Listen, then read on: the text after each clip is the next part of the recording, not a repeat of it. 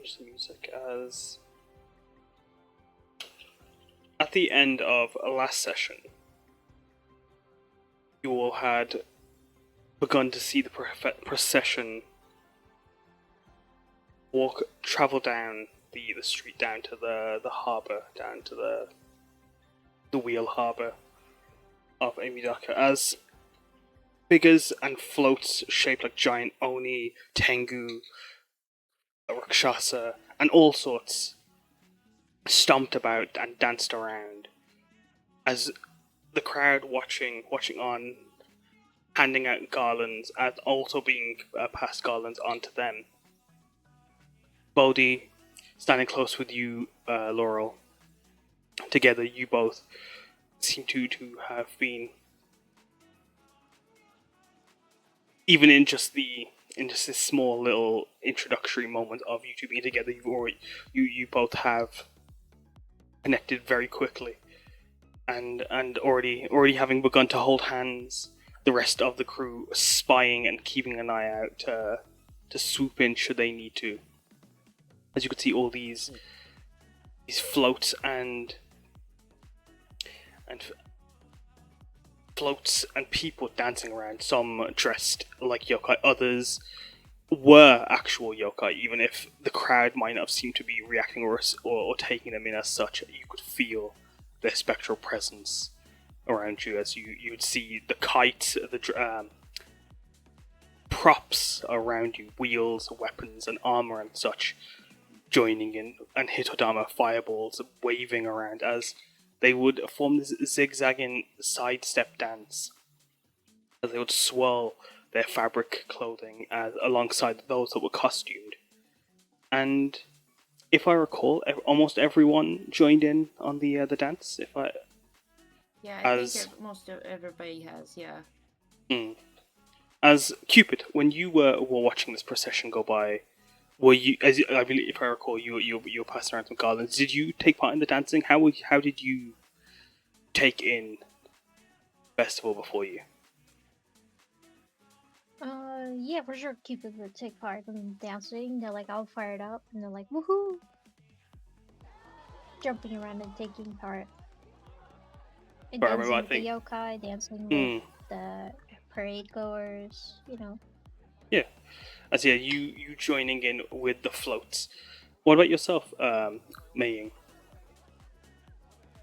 She'd just be going with the flow, like everything like would be like one smooth sort of movement. It's like every move like blending into one another. Yeah, it's like a good about everyone knows the motions, everyone knows how to fit in, and people naturally make space to allow you to squeeze in. Of course, Meiying not needing any to make it. Give her an inch and she'll know how to slot herself in. As what about you, Umeko? How did you partake, or were you just watching along? I think she got dragged along with everybody else and joined in with the dancing. Yeah. As with you, Mashara, also having peeked out, taking in the parade around you, as they would be dancing alongside you, there would be some figures around you making space and allowing them to take their place too. As Mashara, they took on their humanoid form. They danced along with a Leiko mask on their face, shaped like four wings that spanned out with a third eye at the center of it. What about you, Hasuko? She definitely dragged Umeko out to like join in the dancing and everything. Just having a good time, chilling, dancing.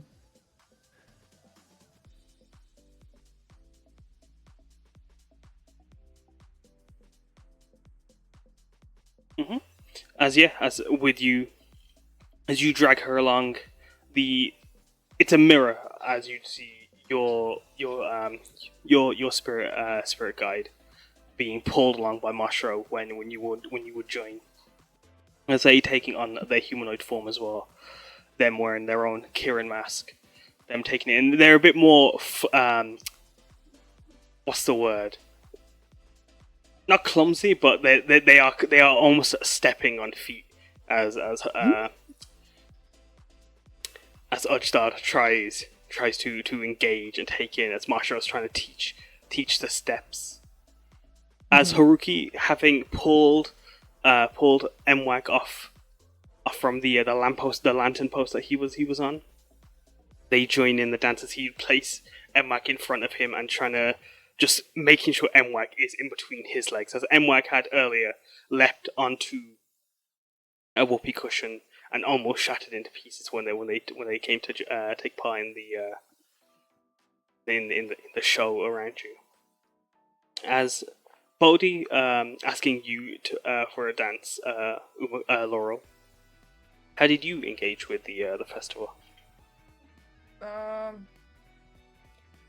When she was watching I think I mentioned this last time, but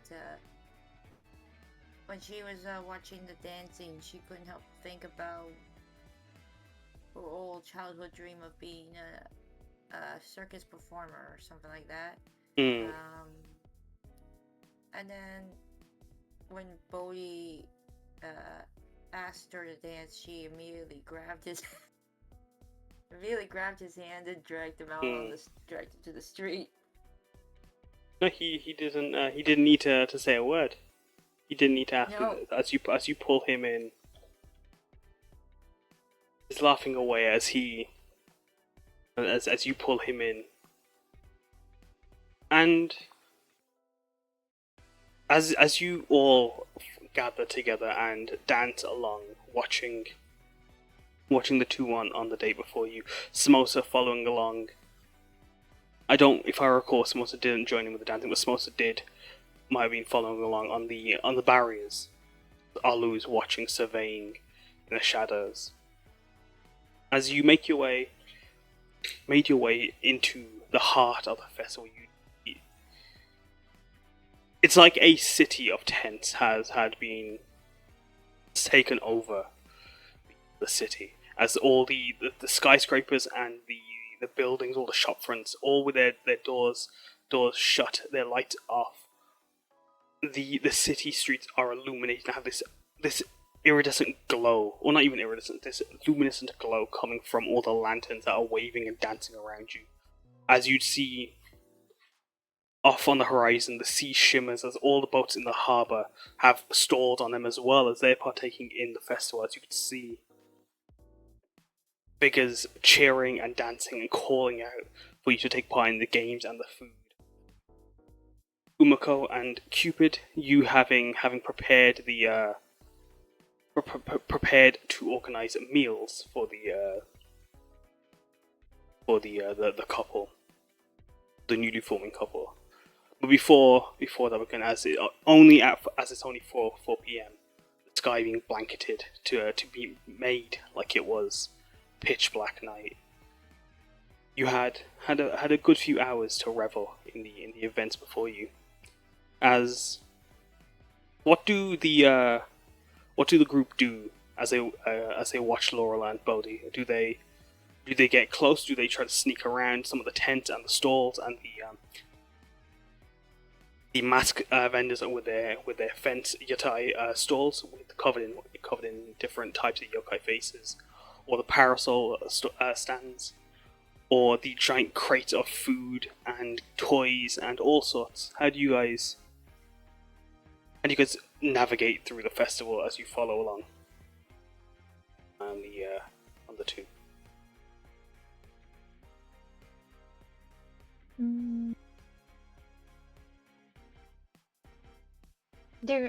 Were they going along with the parade? Yeah, the parade is coming down to its end just underneath the giant Ferris wheel with the giant Oni's head at the center of it. As you're making your way towards the Ferris wheel, the entire festival has seems to have set this area for you guys. Mm-hmm. It's pulled up this area, the Matsuri Harbor, as the center point of the festival along the high street.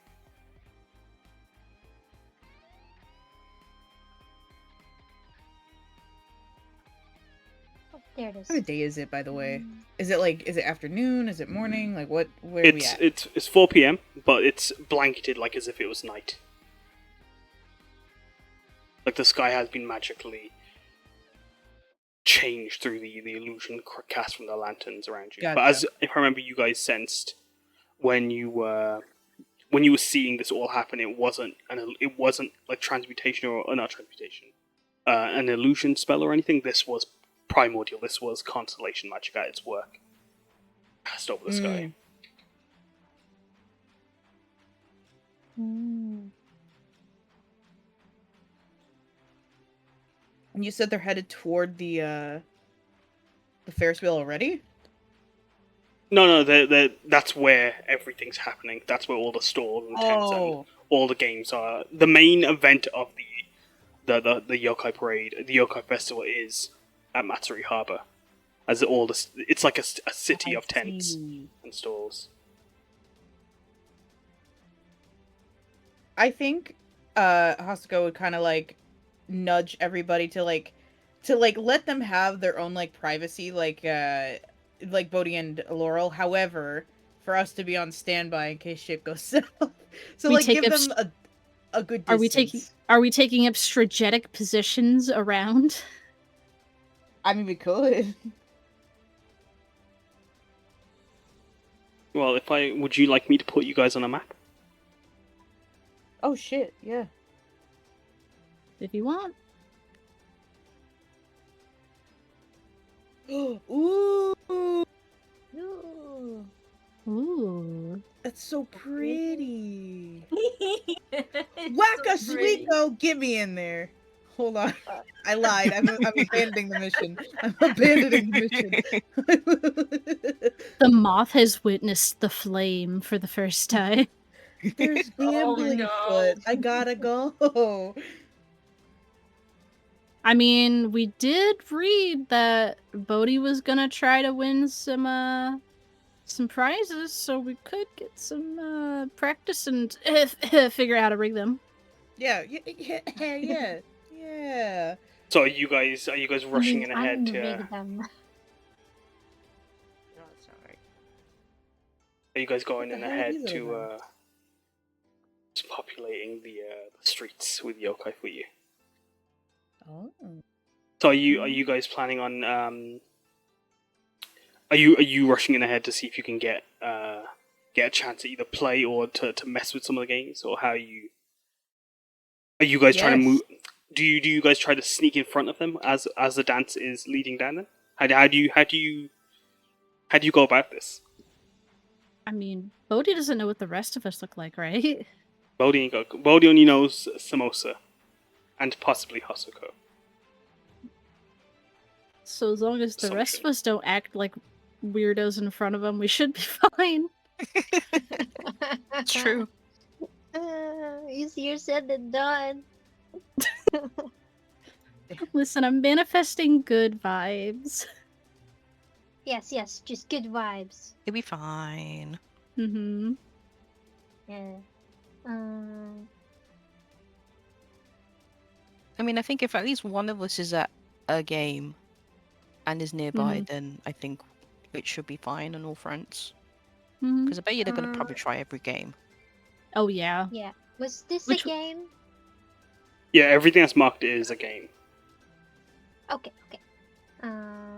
As you guys have all the food you wanted to plan are along the streets. Mm.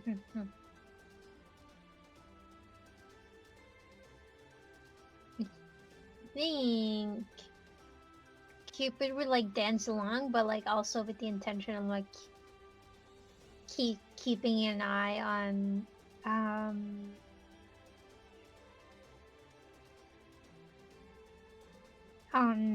the two and like assisting from nearby with whichever game they choose to go to. If that makes sense? Yeah, and what I'll ask for you, Cupid, is if you want to make me a stealth check, then as you try to sneak and stay close. Hasuko, did you want to What's sorry, Umeko? So it's just I think I casted passive out of trace. Is that still active? I think I did that last session. It should be. That'd be 8 hours. It's up, so it should be all good. Yeah. I mean, they don't need it, but hey. 37. As your Cupid, how do you stay? As you're dancing along, are you keeping? Were you keeping just a distance, or are you like even when you get close to them, are you making yourself look unconspicuous? Have you thrown like a blanket over you?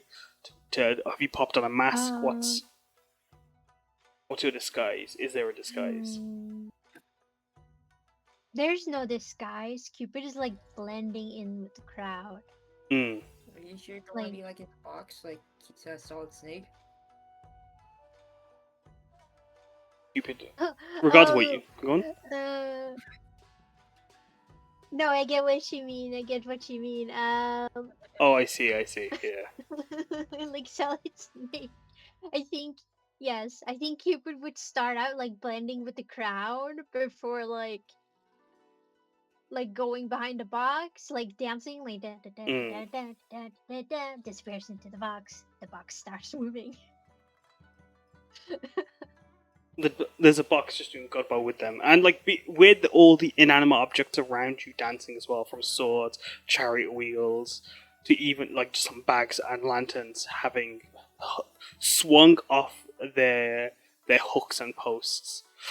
You don't look any the bit out of place as you are dancing, as your box sways and moves along. Bodhi seems to pay no mind whatsoever as this box does pass by every now and then. He just laughs and takes it in. As well, sorry, that's what I'm saying. Hasuko, how were you? What were you doing again? Sorry, Hasuko. Did you go on ahead? Yeah, because now that she knows, like, if they're from Kasakawa, there is a good chance that he might recognize her, so she's trying to get as far away as she can, but keeping an eye on them. So she'll go to Wakasuiko because it's the farthest from where they are, and I really want to Wakasuiko. Then what? I'm gonna ask. Would you like to make a stealth check then, as you sneak on ahead? See if you can create a gap before you space between you and them. As does anyone else join Hasuko? Meiying was probably going to go to a stall that she thinks that she could reasonably help rig things in their favor. Yeah, I mean, if Shochin Pop is like a throwing the dart at the balloon kind of thing, she could probably assist with that one. As then you roll me a stealth check as well. As do you hide behind the stalls? Do you try to get in? But as this, the Chochin Pop store in particular is a set of 3 stands, 3 towering altars made of like a pillar of stone fire. As atop it are three members of staff dressed like Neo, waving wands that have on them cascading lanterns that go down in various shapes and various colours, wafting and shaking them around as if they were a cobra reaching up to strike. And this pillar going up 15 feet. The lanterns, there is a myriad of colours as the 3 of them wave these lanterns around. Some spark fire, others shine and sparkle. All of them patterned in different ways. Oh my god. I think I have plus 10 on that, and I can keep adding a psionic dice, unless the one is a pure it's fucked moment. The one is sadly where it is. As Meiying, as you try to sneak in, one of the members of Chochin Pop, they see you as you're like just bobbing along. Oh, are you like, have you shrunk small? How have you? How have they confused you as a lantern? Is my question. And pop you onto. She probably would have like gone into like the smaller form, as it's easier to slip by people. So, I mean, she definitely could be mistaken for a really, really lumpy lantern. as seeing you bobbing along, as a breeze just wafts by, one of these members with these giant balloon heads of cherry red, they leap off and they come running after you as you try to bob behind their pillars. Oh wait, where are you running off to? As they kind of just like pluck you up and then just ping you onto their rope. They just like kind of like as they just hold you there. They kind of like pluck at your slime, trying to find a thread and just tie a knot of you to the rope. As they I mean, she's next to the other lanterns that they need to pop, right? Mm-hmm. You're in place. Could she just like grab it herself and look like that she's like now a fixated lantern? Yeah. Yeah, definitely. As you're unable to. You've rigged it, guys. Yeah, you've rigged it intrinsically. As your Chochin pop. Let's pop you there. As Ruki just watches from the back, Samosa with them. Their interests, or at least Haruki's, is just let this play out. As a mess will, with the luck of Tajima, something will happen around them. It's just how it goes, it seems. So he doesn't need to get involved, as he just stays watching along, unless any of you ask him to come along. So if he isn't told to do anything, we'll just join you, Hasuko, and play a game of Waka Suiko. As Umeko, did you want to do anything? Do you want to hide, or are you keeping distance? How are you? I think she just kind of blend into the crowd. Not super obviously, but like enough so that she just looks like some guy in a crowd. And then probably wander to one of the stores. I really want to do Kiramusume. I'm not beating the allegations. I want to do that. No, roll me a stealth check. As you try to make your way. Oh shit. There is no trouble. As Oh my god. You would be able to make your way and have more than enough time to see and do as many things by the time the couple make their way down. As you make your way along, as you guys are all rushing to find places and spots to hide and prepare and begin to just test and play some of the games around you, as the crowd cheering and excited around you, as children are wafting toy swords around. Some of them aren't even carrying them, as they're just exclaiming at how their toys have come to life and are fighting and dueling for them. As some of these yokai swords and yokai shields and such are just parading around and taking part in the festival as they play the role of toys. As you can see, the Amidaka crowd walking amongst a few Shiba Inu as well that are watching the Shiba Inu, likely on guard duty as they watch, making sure that no one's causing a fuss at the festival. But as you see everyone around you taking part, there is no roughhousing. There isn't, or there might be a bit of roughhousing from a game going awry, but nothing too serious, as everyone is just thriving and enjoying the festival before you. As Bodhi and Laurel, as you two are dancing down, twirling and swirling, every now and then clapping as someone would hand you a stick, striking them together as part of the garba that you're dancing. As you make your way down to the Matsuri Harbor, the streets open up before you. As you can see Chochin Pop, where the staff with their red heads stand on these flaming pillars. Rakshasa arms, you can see a test of strength where at the base of it is a shrine-like bell and a pagoda tower where tiger-like spirits stand around. stand around the stall as holding hammers as if they were about to strike.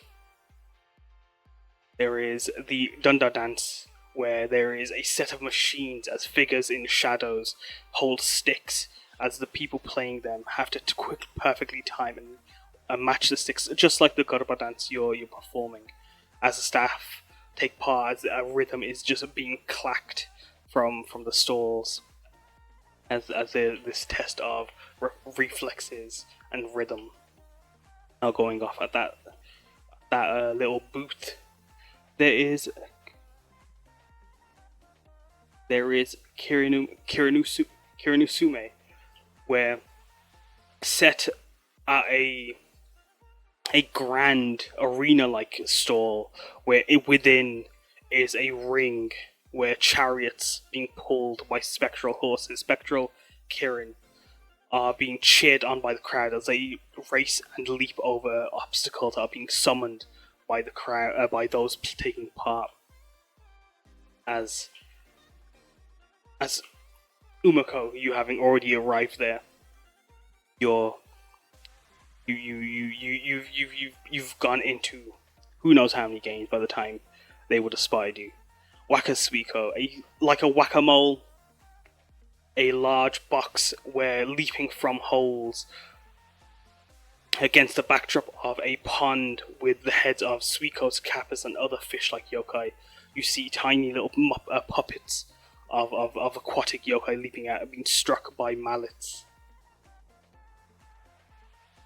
And lastly, the Chirel step, a tent, where within there is a raised platform where, with arrows on all sides, as two stages are prepared, where rivals would dance it out and attempt to score the highest score, like that of.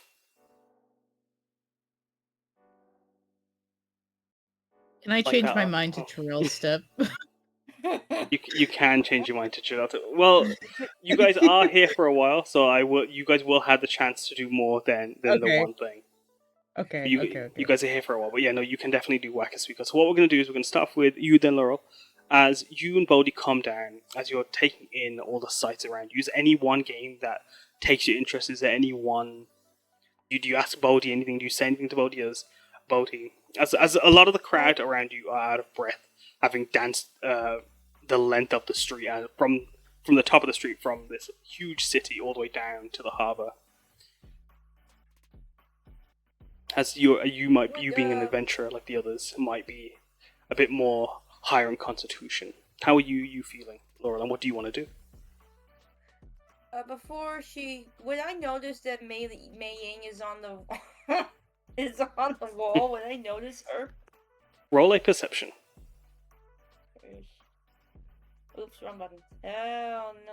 I forgot to put my sheet on. Just forgetting something today. Computer, please.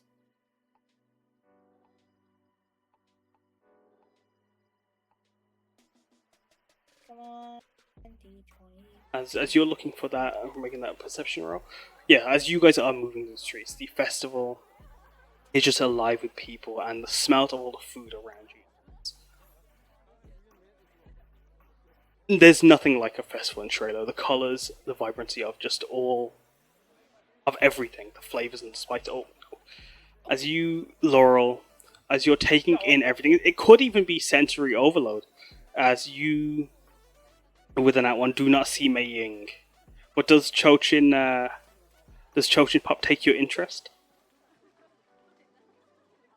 Yeah, it kind of gets my interest a little bit, yeah. But before she does that, she wanted to know if there was something Bodhi wanted to do first. He's more of he's the local, so he kind of knows more about these than Laurel does.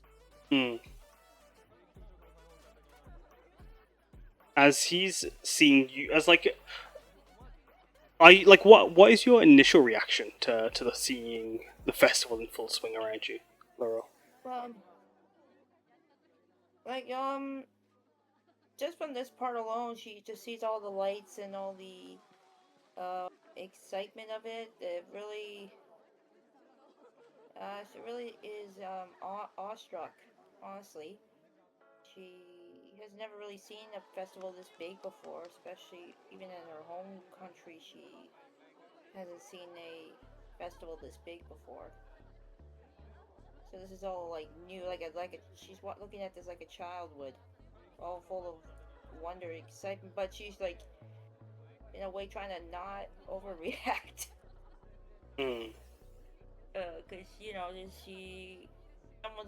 on a date, so she doesn't want to seem like a child. Doesn't want to act too childish. So.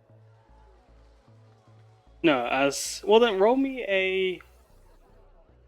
If she doesn't want to act childish, would you say is she trying to mask it? Would you like to make a performance or a charisma check, or a deception check to see how Let's see. you hide this from Bodhi?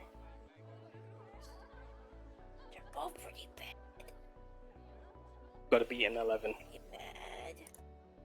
They're pretty bad. It is as although you try to mask and hide those feelings, it can be so much that even if you're thinking that you're doing it, your face and your body language does not show that. As the excitement and the shock of it all is very evident in your face. As Bodhi just leans over and is everything okay? Do you is it too much? Do you need a drink of water? You want to sit down or anything? Is you okay?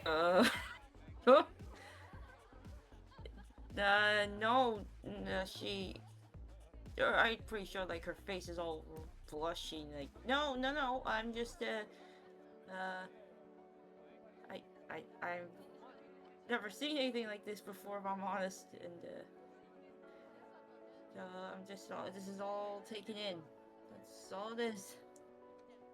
Oh, you've never been to Matsuri before, or Mela or anything? No, nothing like that. Not even a festival this big where I'm from. I mean, we have festivals, but they're like tiny little gatherings. Nothing like this. Oh yeah, and as he takes it in and just looks over. Yeah, no, it's Yokai Parade is Yokai Pride.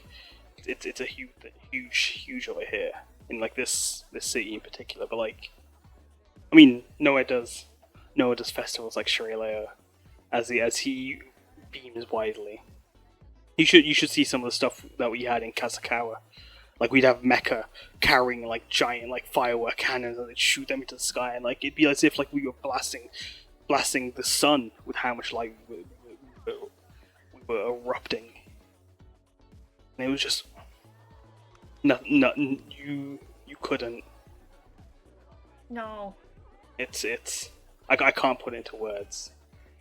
It's we'll have to go one time. Yeah. My sister would love stuff like that. Oh, you have a sister? Oh, Ravna, yeah. My oldest sister, she's, basically the reason I came here. Well, partially. I came here to find my lost family heritage here. Oh. My dad found papers one day saying that his ancestors were from Shireleo.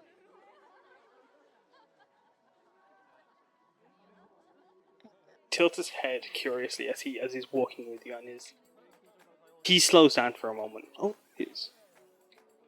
does your sister live here, or is she back home as well? She's back home, but she's supposedly coming. She's supposedly gonna come here and visit me. Then, as he looks over some of the stalls, then we should probably get you some stuff to talk about, and that you be the tour guide when she comes here. Right? Seeing she's making her way all the way out here to see you and see here, I'd Oh, be of happy course. to help you experience some of your long lost culture. She's starting to blush more.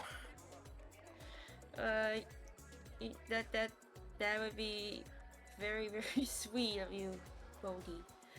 Um, then she then notices the Chochin Pop and she trying to break out of the blushing. She's how good are you at this? As she points over to the Chochin Pop game. As you could see a few people, a few children and a few adults and a few couples as well, amongst a few elders, wielding darts as groups are tossing them, trying to pop as many lanterns as they can. As you'd see the staff waving their wands around, the lanterns snake and start floating around them, some bursting and releasing little tiny fireballs, while others waft and evade the arrows. Meiying, as you wait as this is all happening, how are you reacting to, or how are you holding up, pretending to be a lantern as you can see people trying to throw darts at you? I think just very subtly, she at all moments that she can, I think she's just trying to very subtly dodge other people's darts being thrown at her. Roll an Very acrobatics specifically check. taking the dodge action. Yeah. Acrobatics or a dexterity saving throw, either or. I'll do acrobatics. 27. 7. As you waft. If anything, you're making it too hard. As she's definitely dodging just enough that people think they're getting scammed. No, exactly. As you can hear people exclaiming how this game's rigged. All the lanterns are probably filled with them. They're helium balloons, clearly not lanterns, with the way they're flying around. As they exclaim, as they're exclaiming, Bodhi points out, "Oh, yeah, Choch, yeah, this it's one of those like you throw to pop the lantern games. Like, you want to give it a go?" He asks Laurel. Yeah. Yes, actually, I would love to try it. I mean, there's so many games, we might as well start with the closest, I suppose. As he nods. Yeah, I mean we've got a whole festival to experience. As he quickly looks at a watch on his wrist for a second. Yeah, we have a whole festival to experience. When I noticed what a type A motherfucker. As what do you say? Sorry, Laura. Did I notice him looking at his watch? Yeah, roll a investigation or an insight check as he points at Chochin Pop. You'd see him just twist his wrist slightly for a second, as you can catch his eyes drift to his watch for a second. This silver chained watch sat on his wrist, glistening amongst his scales. That'll be a 20. Yeah, you spot him and check at the watch as he seems not nervous, but he seems to his thinking as he thinks on it as he comes by experiencing the entire festival. I'm going to let it go for now, but she keeps it in the back of her head because she probably she knows that he's looking at his watch, but she probably thinks, oh, maybe he wanted to make sure of the time and not other alternative motives, because she told herself she wasn't going to be all cautious and stuff. As making your way up to the store, it's not a long way, as the crowd exclaiming that it's rigged step away and allow it's if anything, it's discouraging folk around them. Baz as Bodhi, and you come up. As he explains, also like the Chochin, they're like a yokai that like are.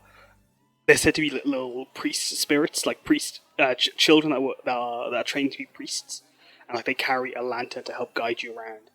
Some people say they're Sakake's children. Yes. 2 tickets, please.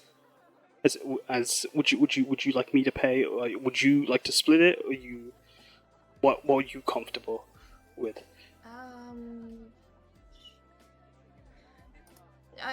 I can buy my own ticket for now. Thank you. You sure? Yeah, I'm sure. Okay. Yes, 2 tickets, please. As one of the staff members leaping off the pillar, accepting, or just letting you guys know, rules 10 gold a game for three rounds. And if you score enough, you can win a special prize. And the winner of the round also gets a little prize as well.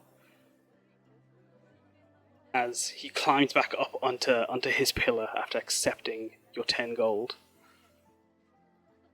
As you're handed a set of darts, these little tiny little arrows. You don't see anything wrong with any of these lanterns. There's one orange one amongst all of them. How is that orange one? Is that one?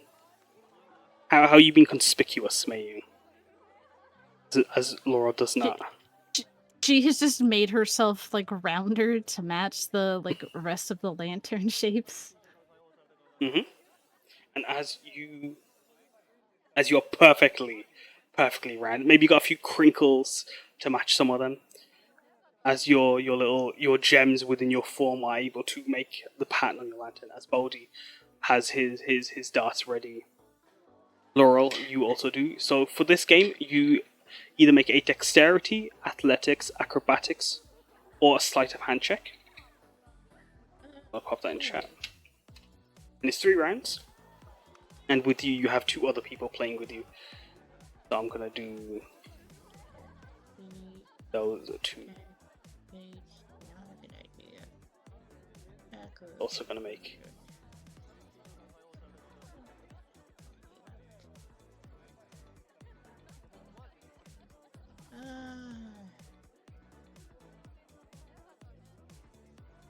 Let's go.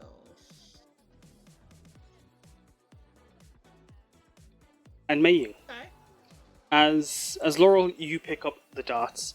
As beside you, you see one figure masked in a kitsune mask and another dressed all in white like a ghost sheet.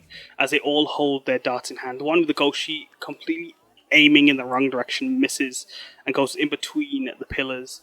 The kitsune just hits one of the lanterns. Meiying, how are you assisting? How are you getting involved? I think what she would perhaps try to do, if she thinks it might grab too much attention, she'll probably bail. But she has her own psychic blades that leave no trace behind. That she could just do a little whoop and assist with nailing a lantern. That is if Bodhi is unsuccessful. If he's doing fine on his own, no need to interfere. God bless me. Sorry, I forget. It's not like 3 darts per. It's just 3 rounds set a time, and you get an unlimited number of darts, and each of yours being different colored. As they raise their wands up, the lanterns begin to fly upwards, and as they soar skywards, Meiying, you flying with them, and with your psychic blades, you are able to pop several of them alongside Laurel. As you pop them, you would be able. Are you able to? Do you try to catch some of Bodhi's darts to try and mark the lanterns that he's trying to pop? With his darts. If it doesn't look like a lantern has grown arms and is trying to grab darts, then Yes, maybe it's a bit of using the wind to try and drift over and accidentally bump one of them with one of his darts. Because like as like these balloons start to flutter and fly upwards, as you're throwing as many darts as you can in the allotted time, in the few seconds you're given. As Bodhi is trying, as you Meiying are trying, you're not able to, as you're trying to like catch his darts. His darts, most of them are marking the hit, and the ones that aren't are just out of your reach to be conspicuous, Meiying. But you are able to avoid being struck by any of them. Actually, no, I lie. Let's see if you are. Roll me a dex save or an acrobatics. They're acrobatics then. As yeah, you are able to evade any of the darts from striking you, but as you try to help, pulling some of them as long as you move around, both Bodhi and Laurel are able to score 7 points.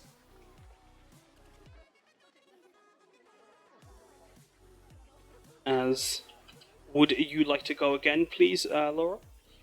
Acrobatics, dexterity, athletics, sleight of hand. Bodhi's also going to. And are you helping Bodhi again, Meiying, or are you helping Laura this time? Or the two strangers? I mean, it'll be ready for if Bodhi is slacking, but he seems to be doing pretty good so far. She's quite glad that he's got some luck on his side.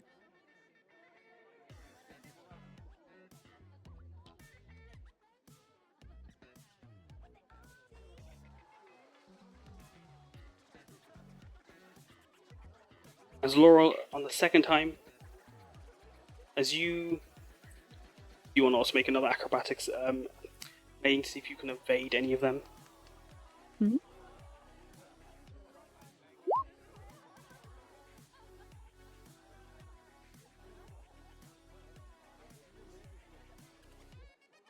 So 24, you are able to as well. And one last round, Laurel, if you would like to make another.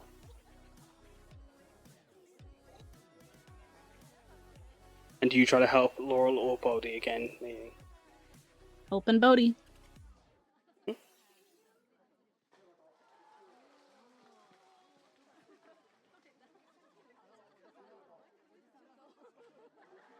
These two fellas.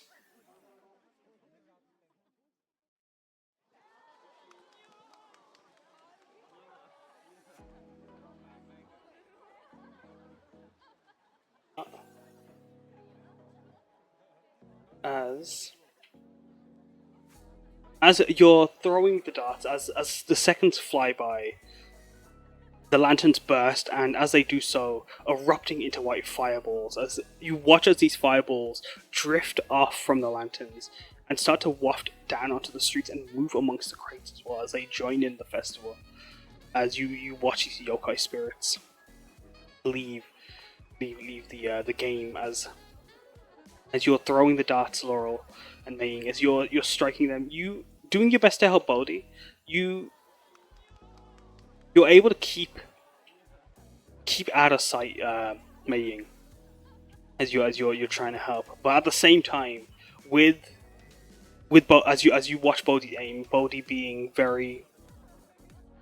As how do you throw the darts, Laurel? Actually, I'm asking. How do you aim? Are you just launching them? What's? I feel like what Laurel does is like she kind of feels like she's doing her Sagittarius starry form kind of thing, or a magic missile. So that's her kind of like her focus is like pretend that these darts are like the magic missile spell. And I think what happened with that what happened is with that last one, the 3, she caught a glimpse of Bodhi throwing the dart, and she got flustered again. She missed.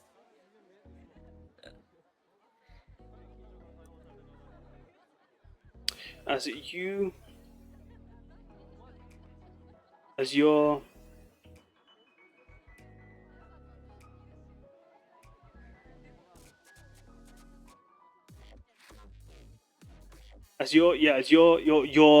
as if casting your spells and using your starry form. it's hard not to get a bit flustered, as Bodhi, elegant and precise are his strikes as he launches his darts. As you both keeping pace for a while. On the last round, however, you do go far, and Bodhi snatches more lanterns as you striking down 13 takes down 18.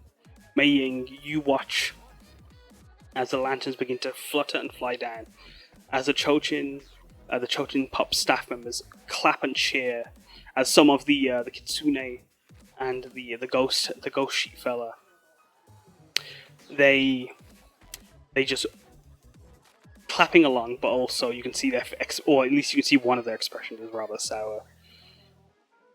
Meiying, how do you dismount? How do you escape? How do you free yourself from the scenario?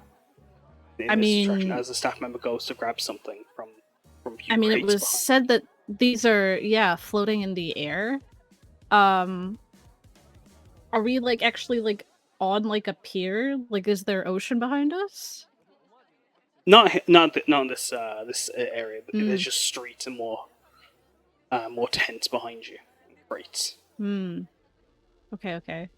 I think she maybe goes to like let loose a few lanterns to get their attention, and while they are trying to recover them, she'll take that quick moment to slip away.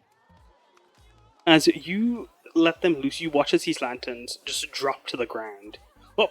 As the two Chochin that were on standby, leaping off in a panic, try to catch these lanterns that are about to strike and hit the floor.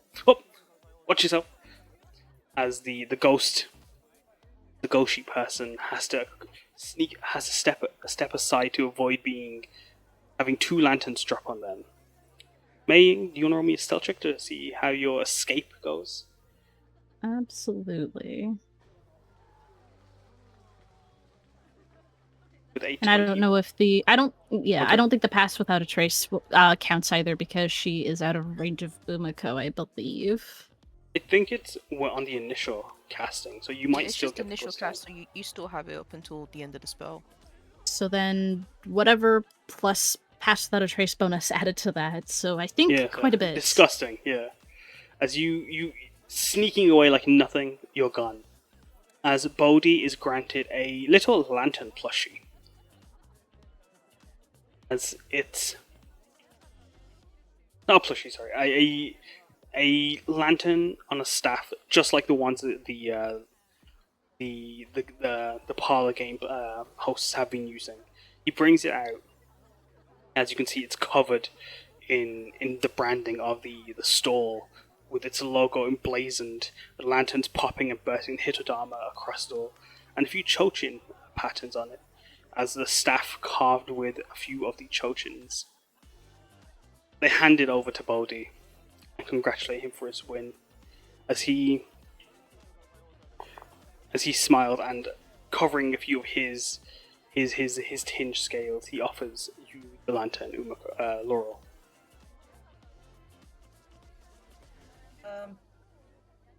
Laurel will smile and gently take the lantern out of his hands and thanks him for it, and congratulates him on the win. She will comment like, I don't know what happened with that last dart. I thought I had it. It just happened. I mean, it could have been the wind might have just picked up, and I got a bit lucky with mine. I think a few breezes might have thrown my darts and curved them. Tries to also downplay his shots. Of course. She would allow Bodhi to let Bodhi lead the way and to the next game if he. As he's gonna guide you, Cupid, you watching from behind. What are you doing? Are you still in your box? Are you? As a few people do, has anyone bumped into you, or have you been sneakily being able to stay out of the way? I've been staying out of the way. I've just been like by the stalls. You know how some stalls have like a box like next to them or like under them or something like that. But like stealthily moving, making sure I'm not in anyone's way, keeping an eye on Laurel and Body and May now because maybe they noticed the orange lantern being very May shaped and having like a heat source. So they were like, it is, yeah. You would have no trouble noticing that Meiying was that lantern. Her heat signature is significantly different. Yeah, whereas they the just others are peek cold. out from their box. Yeah, they just peek out from their little box and then they point a finger at May and cast message. Oi, you good? You good, mate? I'm just fine. Making sure some prizes are won and things go well. Alright. Please let me know if you need help. I think we're all try good not at to be a target practice, you know? didn't get hit, and they're done at this stall, so my job at this one has been already accomplished. Okie dokie. As you Goes back sneaking into away, their box. you back in the box. Follow along. Meiying, as you sneak behind the stalls and the pillars, you would notice that there is a few boxes full of the few little plushes of lanterns on display. And a few even Chochin little plushes. Did you want to steal or sneak any of those, or are you allowing them to keep those? As you peek those. Well, Bodhi got his prize, and that's all that she was hoping that he would do. So, nope, she's gonna leave them as they are. As you move along, I'm going to go over to you, Umeko. As you see this store, with the price of the games being 20 per game, you can see a range of colourful, vibrant chariots and their Kirin adorned. As the Kirin, all set with little character cards and details of their stats. Love a few names for you.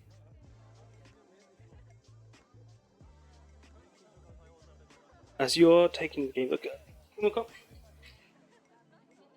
as you make your way over to it, what drew your attention to this game? Did you play this in Nagahara in the arcades, or was there a character? No, more than likely, back in Sorry Lights, Toma got her and themselves to like dress up as some of the Kirin. So like, just kind of went over thinking Toma would like this, and just kind of waiting to have a nose really, just to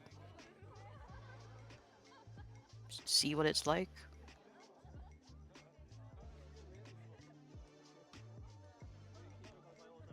Give me a second. As you make your way up to the stores, you can see a few other people are very into the game. They're very, very much. What's the word? Rambunctious, as they cheer and almost are like leaning into the booth to interact with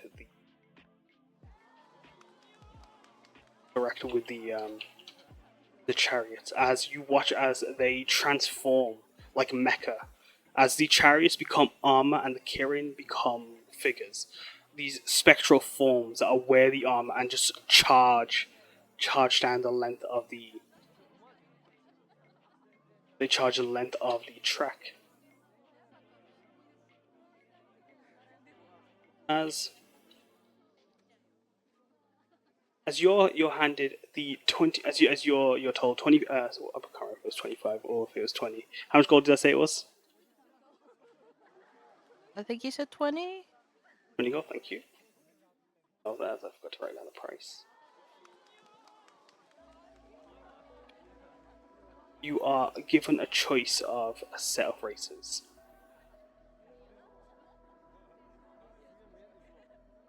Ooh.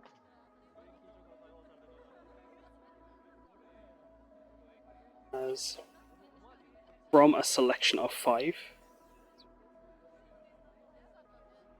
of them decorated with grand garish colours, vibrant uniforms, as you were, as their chariots,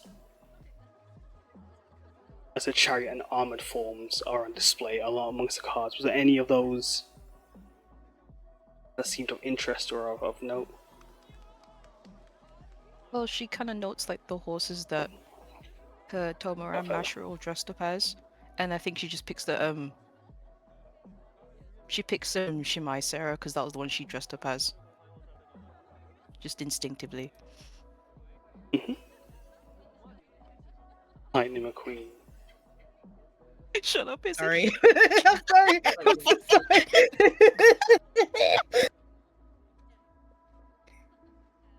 Ka-chow. Ka-chow. That's our son of a king. Let's throw him. Let's throw Oh him my in. Oh God. shit. Oh my my God. god. I'm rooting for that one specifically. Oh, come on. As you go for Shimai Sarah, Mashiro with you opts to go for Dodgy Knot. And not Dodgy Knot, sorry, my mistake. Kagura Helm. As you and everyone else around you having opted in their races, you notice that you're all handed a few little megaphones.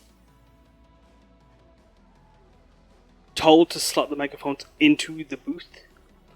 The louder and the more excited your cheers are, you're able to urge your horse, your Kirin on. And if with enough hope, with enough excitement, with enough volume, you might be able to blast your way into first place. As Mashiro already having his megaphone placed in, he's got his beak as he's transformed into his Laker form. He's placed his beak over the megaphone. Like this, he asks you in a very muffled, what's it called? He asks you very, in a muffled by the speakers. I think she just looks inside and then realizes what she's just got herself into and is like, oh my god.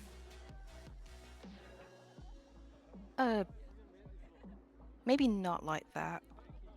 No, like this, Udstad exclaims, as Udstad was also there and has taken sweetest treat as his God. choice. My goat. As he's had to get down on his hands and knees with how tall he is to reach up to the megaphone. As the others Ashtale, are, aren't you supposed to be with Miss Hasuko? See in the corner of your eye, Hasuko going ham on Wakasuko. I'm sure she's fine playing her games. This is clearly more important. I see. Well, as you were. Mashiro also said that I could have one of his cookies if I win at a game of his choice. And this was his choice. Ooh, shit. Well, I'm not getting involved in that. I will go back to my game. As you prepare, you watch as Archstar slowly also shifts into his Kirin form and places his mouth over the megaphone like Mashiro. As he's taking part in this, It will be either a performance or a charisma check to cheer on. And as you are doing that, I'm just gonna find my little thingy table.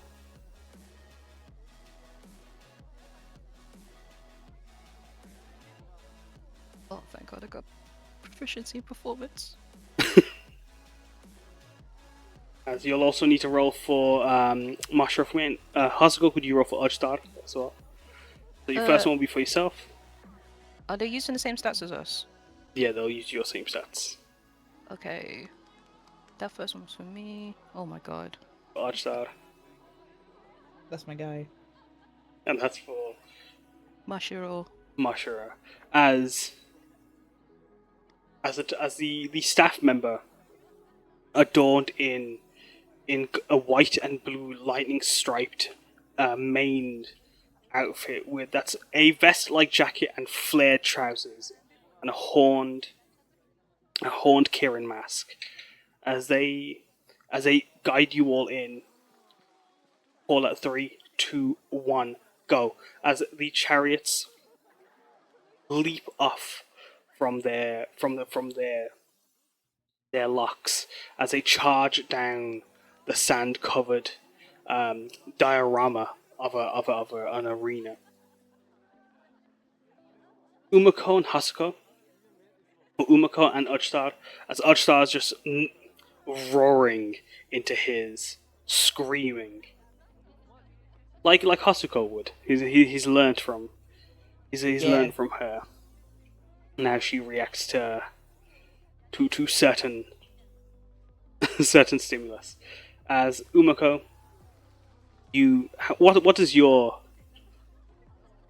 how do you cheer on your chariot? I think it takes her a little bit to like push through her embarrassment, and then like, did have like mini towels? Because I think she grabbed a towel and she just starts yelling whilst like whirling this towel around. As you're whirling around, the others playing with you also. They're some of them also trying to fight back and hold back their embarrassment, but also some not so much. As how does that look? But as one starts choking as having been startled by Udstar, the other two unable to get a sound out as you spinning your towel and pushing past this embarrassment. Udstar's cheering, an eruption of noise, the odd neighing or two as you two cheer on, and the odd sound of choking as Mashiro has half eaten his megaphone as the chariots are moving along, as Udstar is just slightly in the lead.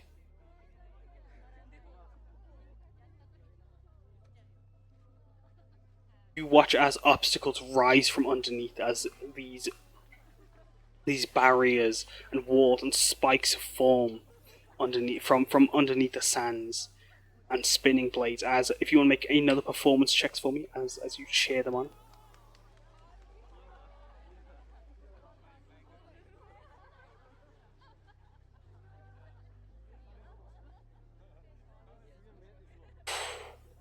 Me. Ooh.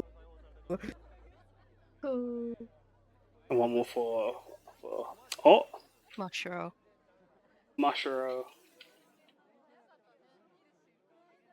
Mashiro somehow choking back up the megaphone starts to swirl their two wings behind them like you're swirling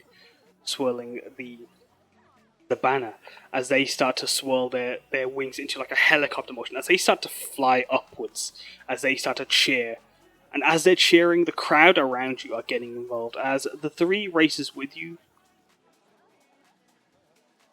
They catching themselves and shaking off their embarrassment, seeing how invested the three of you get in. They leap into their own shares, and it becomes a very stimulating, very exciting, very fast-paced race as As already they clear halfway, leaping over all the obstacles, dashing underneath pillars and spikes, twirling through bladed fans. But as they make the halfway point, there's one last set of hurdles to go before the finish line. As can you make me another performance check? Cheer them on. As Udstar's horse, Sweetest Day is in the lead. Shimai Sarah and Dajin and Kagura Helm are making their way. Fuck! Make it away. Wait, can I use my lucky feet on? Cannot. You fucker! You're focused. You're focused over there. No! As in a sudden surprise, Udstar cheering on Umeko, and Umeko, you begin. You're growing loud, and the crowd around you are gathering. As Laurel and Bodhi, you look over your shoulder for a moment to hear a commotion from a game outside. As even you, Cupid, have to turn around to see what's going on. But as the crowd cheer you on, as the crowd gathers in excitement, Umeko's Shimaisera and Mashiro's Kagura Helm rush into the lead, and neck as Udstar's Sweetest Treat falls into second and third place, while the other three have no chance under the noise. And as Shimaisera and Kagura Helm make it past the front, it becomes sudden death, as the Leiko and the Shaman, there must be a winner. They race past the finish line. All the other chariots stop as you watch as yours forming their chariots turn into their armor and bursting into a sprint as they erupt through their little arena. Roll me one last performance check for both Umeko and Mashiro, please. Okay. Highest wins.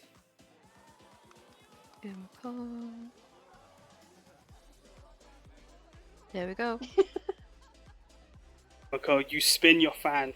Mashiro twirls both his wings, and then the other two join in as well. As doing a backflip upon realizing they've won, they grab Udstar. I won! I won! They start exclaiming. In your face! In your long face! They start pointing Oh my gosh. at Udstar. As he pulls out 4 cookies and just starts eating them in front of Udstar. You want one of these? You want one? You can't have one. It's mine. Oh my god. It's Lord. As the worst winner on the planet wins. as he starts flying around, God, I win! As he's flying around the display, the crowd are enamored for a moment. A prop won? One of the children exclaims. I want that toy. I want that one. That is not a toy, that is my Kai. And then I think Umeko just grabs him, pulls him by the ear. As he's pulled down, as Archer just nods his head as he reverting back to his humanoid form. The child that's near you, a small little Shin elf girl with little tanuki ears. She shows you this little rotund tanuki plush. This one's also my Kai. Exclaims.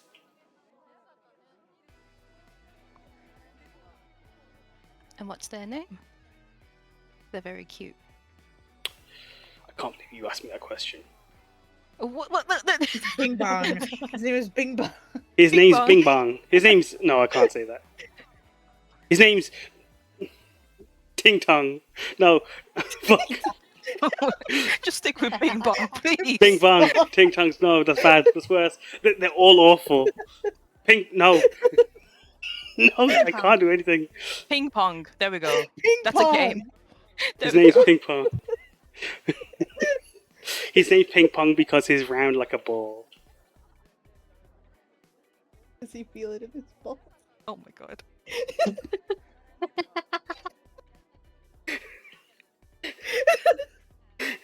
He has a little compartment. Oh no. for his...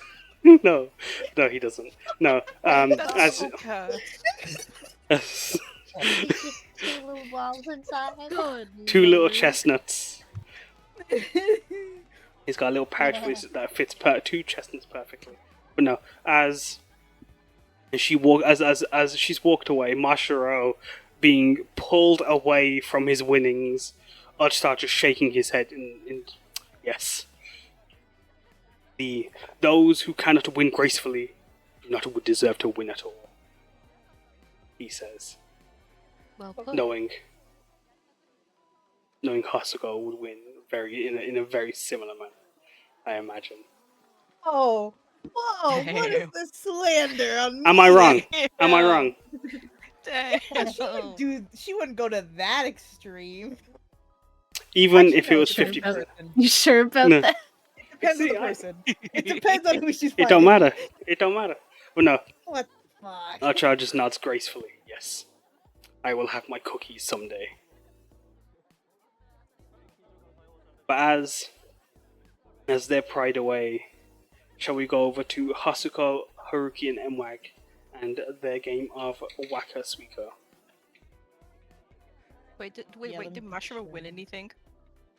He was pulled away before he could accept his winnings. As you could see, the I staff didn't pull him member. away, I just pulled him down. Oh, sorry, my mistake then. But no, yeah, as a staff member watching him being pulled away or being pulled down, this is their winnings. They present a little plush of Kagura Helm in their chariot, not in their chariot form, in their. Oh no, it would be in their chariot form, where they are mechanized, and in the humanoid form, in their chariot armor. As Marshall, if I have to be graceful, and I don't get the chance to have one of these, what's the point? I'd rather be the sorest winner and have all of these. How many more games do I need to win all of them? They asked the staff member.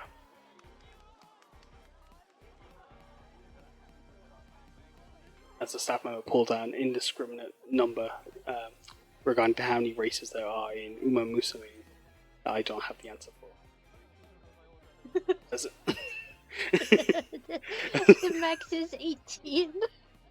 Damn, that's not that bad. As yeah,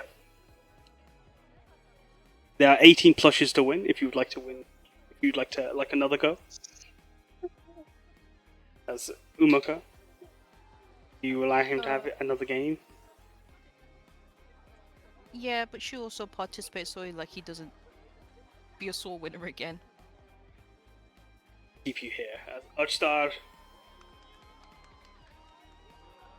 Udstar just shakes his head and decides he will not participate. Yeah, he has been bested.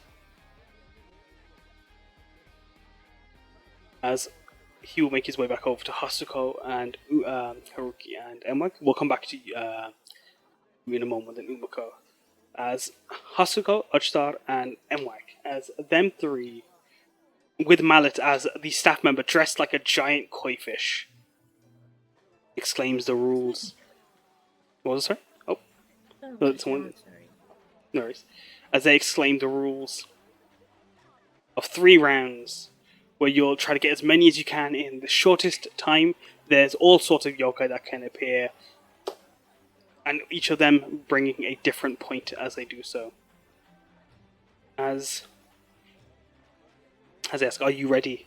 As they ask for their 15 gold for the chance to play. I'll pay Hasuko. for everybody. Haruki waves off your offer. I'll pay for I'm myself. already paying. I'm actively paying. I'll pay for actively the putting round in work. after. No, I got it. I got it. Let me do math. How many? how Don't many listen gold to this do- woman. Don't listen to this guy. I got it. Whoa, hold on a minute. I'll happily accept both your payments for one game if you like. I could count No. as a tip. That's not how Ah. that works. Uh, Either How take about- one or we leave. how about I take both your payments and I adjust the rates of rare yokai. Ooh. Ooh. You drive a hard bargain here. She looks at Haruki. And what's the benefit of these rare yokai? Bragging rights. Put it on the tab. Happy up. Ring it up. The Enwag's already got his mallet, a koinobori. A giant mallet. Giant Oni's mace. As Hasuko, roll me 2d100 for me, please. Oh shit. Alright, hold on. Money. Here's one. Here's two.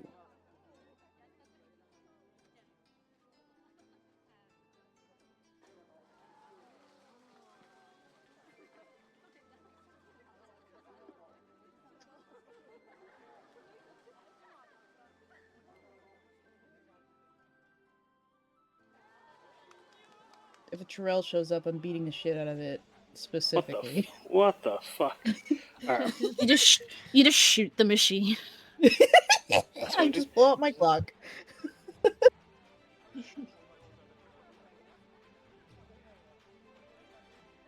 Okay. T2.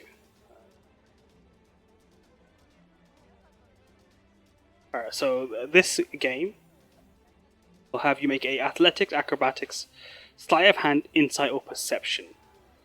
As you'll make a check each round. You write those down for me. I'm sorry. No, is it? I can.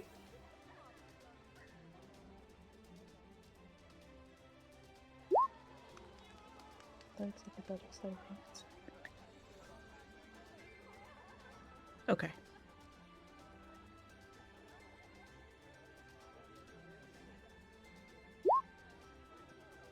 $29.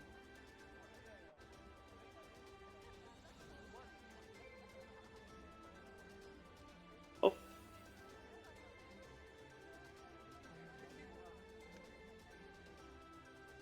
Oh, I see. And you'll need to make me one more D100 check, please. Sorry. That's the first one will be Oh, yep. Haruki's first one. Well, sorry, no, I was meant to roll those 2D100. There's a bit of setup on I this got you. one. As Oh, it was almost 6-7. I'm sad. Sorry. alas, as You explode. if you want to make your check for me, was that your insight did. check there? 29. Yep. Fucking disgusting.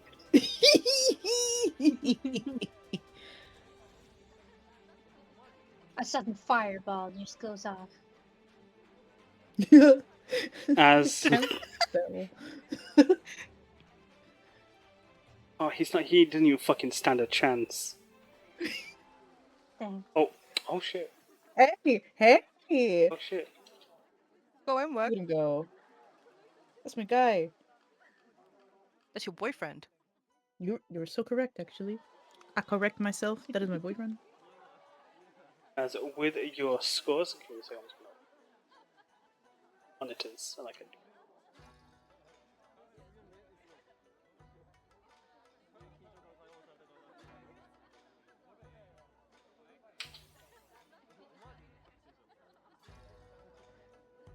A 29.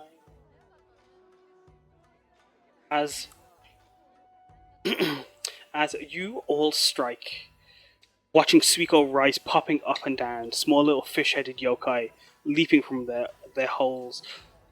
Mwag strikes down 9 while Haruki gets 5, but Hasuko with 12, your speed is like lightning. Ka-chow, as you strike away. But as you're striking away, you watch a kappa leap out. A green seaweed covered duck yokai pops out, but you aren't sadly able to catch it. As you strike away, neither Haruki or Mwag is able to catch it. But as that first round goes, as that first round is launched, you go into a second. Can you roll me a D100? Yep. That's crazy. I got 1 and a 2. 18. And then if you want to make your checks again. Yep. Again, oh. Oh. Poor lad. 29, baby! That's once again 12. Mwag forgot 12 from you. And we're getting nothing while Haruki gets another 5. As you strike away. I'm gonna get stuck in the machine. Mwag does get stuck in the machine as Mwag gets pulled in. As Mwag falls in, Fuck. the staff member exclaims, alright, as he's trying to turn it off, the yokai just start coming up faster. As Mwag's stuck into, whoa, whoa! You can hear exclaiming from the inside, hey, yo! What's going on? Oh, this, hey, yo, it's just like me! My cousin? You hear echoing from within. Yo, cousin, what's up? They exclaim. Could you make me another D100 check, please? I have 69. As you do strike the secret yokai, make one last check. Come on, baby, not one. Aww. Sorry, fella. You're not sorry. No, I'm not. Absolutely not. But no, you will be very happy to hear as you strike away the yokai, as you get a total score of 37, Haruki with a 17, Mwag's being thrown upwards by some of the yokai that are peeking out of the hole, and then he sinking back into the hole as it's pulled in. You see a Kojin leap out, a midnight blue creature covered in tendril-like hair that have been braided into baranda braids. As it peeks its head through, you strike it, Hasuko, giving you 6 points additionally as you hit it. And as you do so, I know what those fuckers are. That was the first thing I ever went to, and almost died from that fucker. Yeah, I know what they are. you know. Bitches. And as you strike away, you leap, and as it hits, leaping outwards, the game ends, and in one final leap, Mwag leaps out, star jumps, and then rolls onto the table. While I was down there, I got all of them. As the staff member looks to Mwag, and then looks to you all, and then looks to Hasuko. Are you okay, sir? Yeah, of course. Why not? I win. I hit them all. If you're sure you're okay. Yes, you win. You win, all right. As he stares at Mwag, his eyes wide, as he pulls out a little Suiko plush and hands it to Mwag, and it's bigger than him.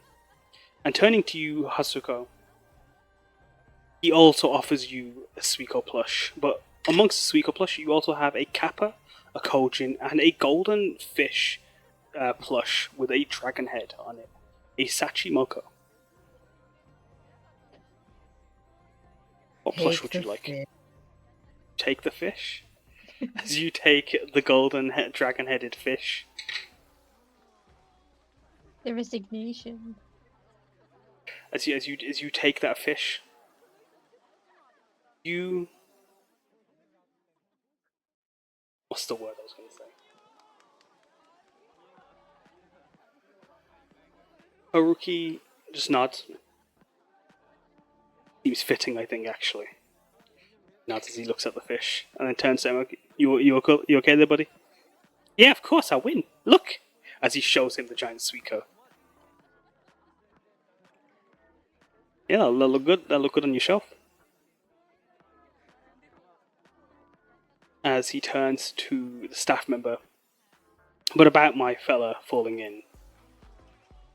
Is there any compensation? Is there any reimbursement? Seeing as this was a gross accident that happened. Is there? Wow, Haruki. Where'd you learn this from? Lord shit. He just turns to you. As he turns, yeah, actually, yeah. As Mike starts flashing his sheriff badge at the guy. This is clearly grossly liable. All this danger to humanity. I could have lost my arm. My heart could have stopped it with how excited I was. As he's exclaiming all these things, Haruki's like, yeah, like is there somewhere, is there a place we could file a report, or is there something we could do to compensate my young man's struggle? He's clearly in shock. Yeah. I'm stunned.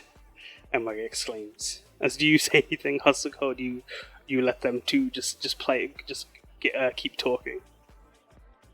Normally, she would totally like ham it up with them because she's a really good actress. Because I have the actor feat, but this time she's just like, nah, I'm gonna watch them suffer. As Haruki keeps talking, with Mwag's help.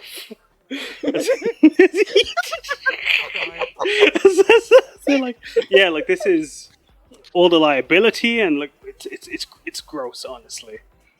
And Mwag.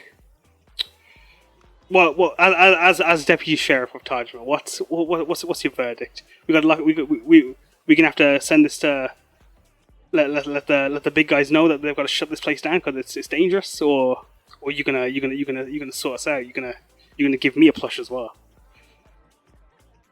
Yeah, you're gonna give the big man a plush, or am I gonna have to bang bang as he pulled out his revolver? Whoa, sir, put that away. No, here, have one. As he quickly hands Suiko to Haruki. I'm like, put the gun away. Haruki tells the sheriff. No, I'm sorry. I didn't know he was going to do that. No, you can take it back. It's fine. No, I'm really sorry. Actually, Mike, we're gonna go.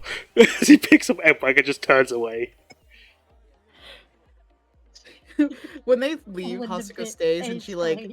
leans over to the guy and she's like, "Could you just give me a plushie for him?"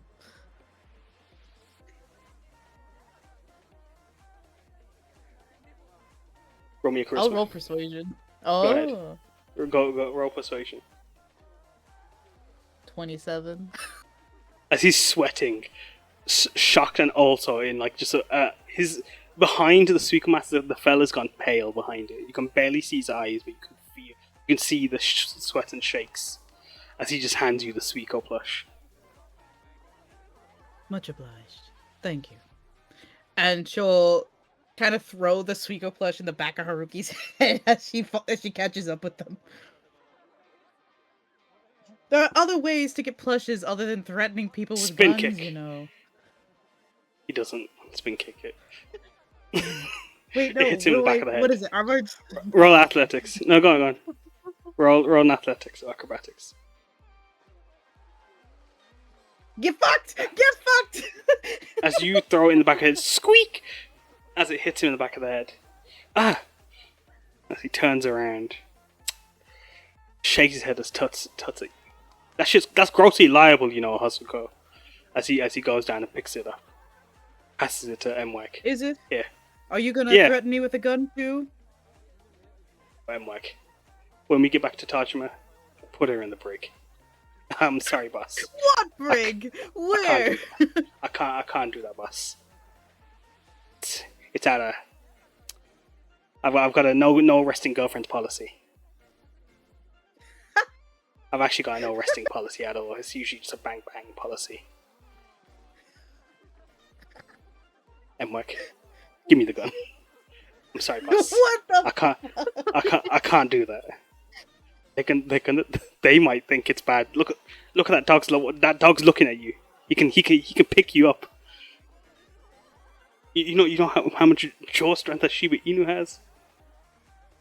Get it! As he quickly picks up Mwag as one of the Shiba comes walking over, and just looks between you, Hasuko, and Haruki and Mwag, and just like if a dog could say, "Is there a problem here?" It would, as it just looks to you, squinting. I reach up and can I use persuasion to give a little scratchy for him to back off?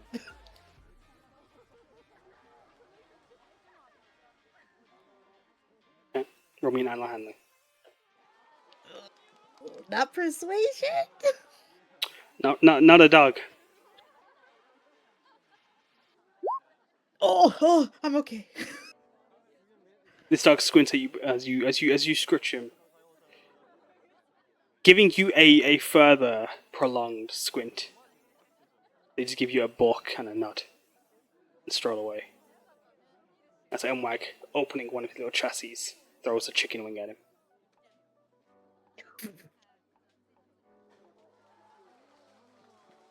The dog catching the chicken wing, eating away, happily barking with a full mouth as well and a full stomach.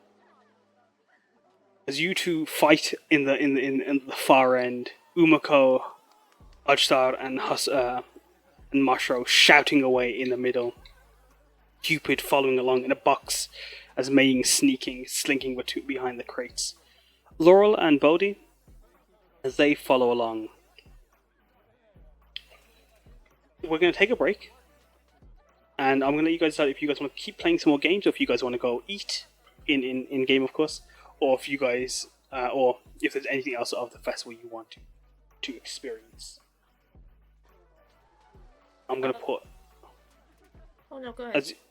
I was saying if you guys want to discuss that while we take the break, and Okay. we will meet back up in 15 minutes. Okay.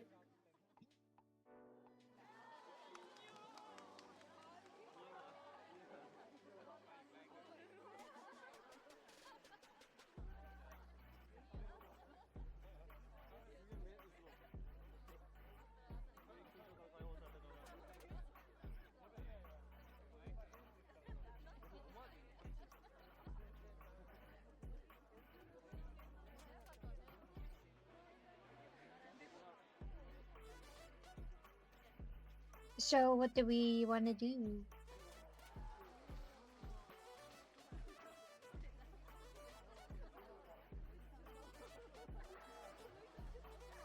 I think everyone stepped away for that. Uh, What I'll do is I'll actually let you guys vote it if it's easier as well.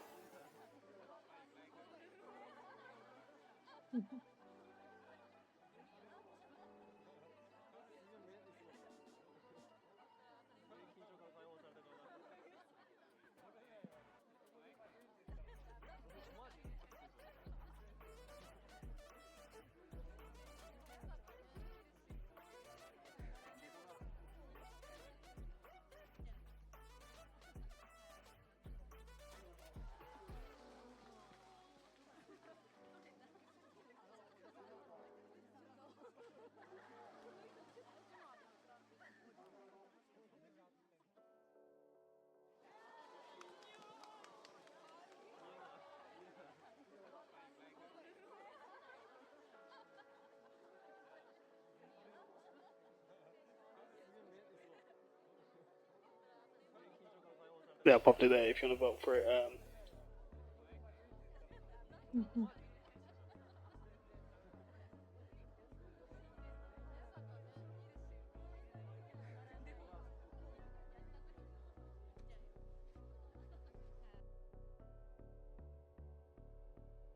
Can't what twice thing.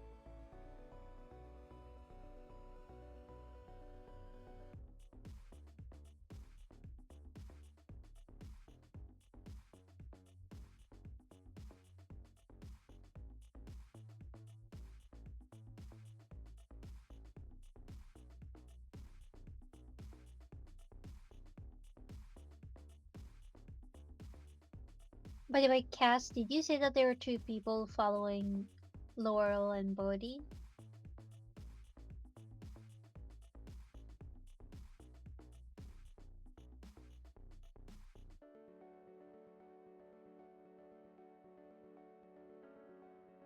What'd you say? Sorry. Did you say that there were 2 people following along Laurel and Bodhi? Yeah, this is for all of you guys. If you guys wanted to with following along, because this would all still be part of, No. That's not what I meant. I meant Oh, you sorry. mentioned there was a person in a kitsune mask looking ghostly and another Oh. person. Oh no, sorry. The kitsune mask and a fella with a ghost sheet. They were playing the games with Bodhi and Laurel, but they weren't a part of they weren't following. They were just playing Chochin Pop. Okay. Cool. Just wanted to clarify.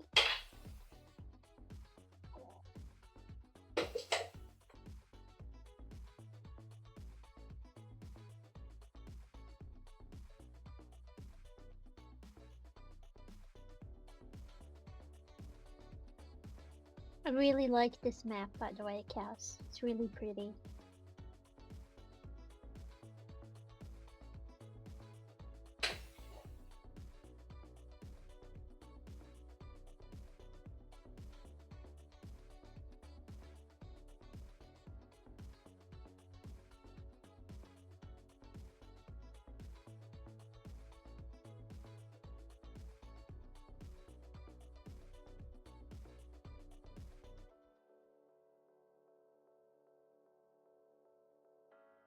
The Sorry, solid thank you. snake was friggin' sending me. I was dying laughing. No, I was sorry as well, Cupid. Sorry, I just went into the kitchen for a second. But yeah, no, thank you. It's actually a map that we used in tasks, but I thought we might have it might be good for the festival. I didn't have time sadly to make a festival map for the event, but this is one of my favorite maps I've done for anything. And we had a really cool fight on here once.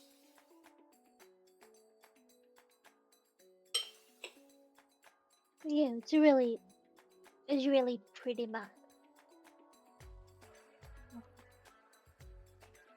Also, as soon as Luna mentioned the solid snake map, I was like, okay, we're doing that. Yeah. Yes. Mm. It was Let's great. go. Yeah. And then I was looking through gifts to find a solid snake box thing. And then I saw the love box and I was like, oh yeah, let's go with that one. And then I think it was a gift of someone cosplaying the love box. Or something. So I was like, yeah. For sure that one. I haven't played Metal Gear. There's a VTuber I know that really loves those games. That's the only reason I know about that. And memes, of course. Yeah, Oh, yeah. I only know for the memes. Yeah. I heard it's a really meme game. It's really funny. It's entirely in the vibes of so serious that it's not serious. But Yeah. but it's so serious, you know? It's they'll say the most insane shit and be so serious, but it's actually hilarious.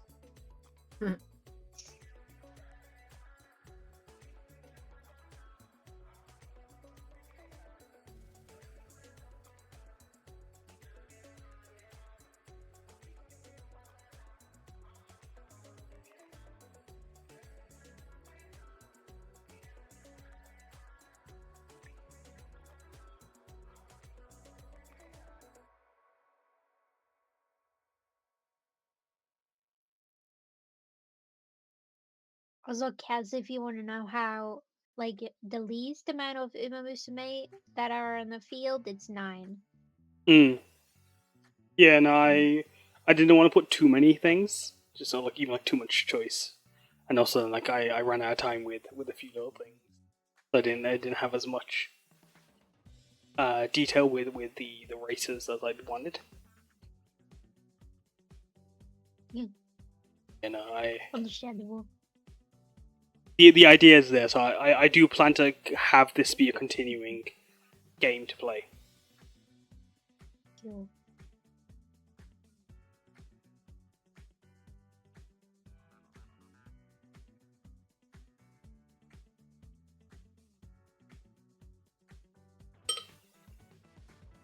Also, the names of the, like, just a suggestion for the names, they can be so unserious. There's like, Oh yeah, I yeah. think it was,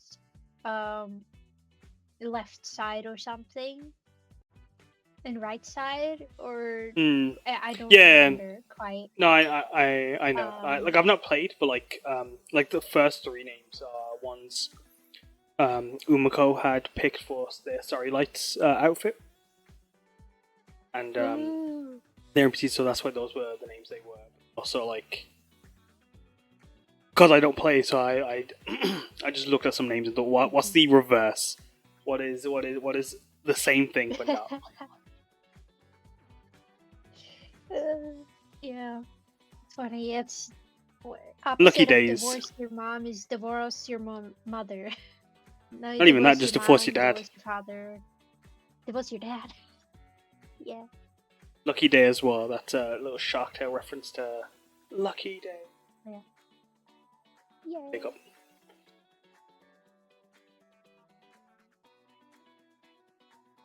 I think there was also one that was like once as in the game. I saw one that was an NPC, not playable, but it was just finish line. It was like, no, not with that running. Yeah.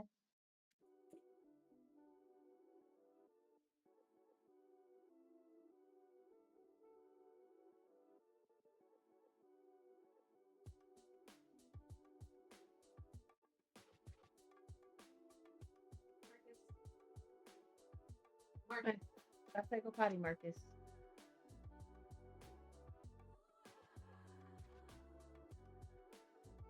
Marcus.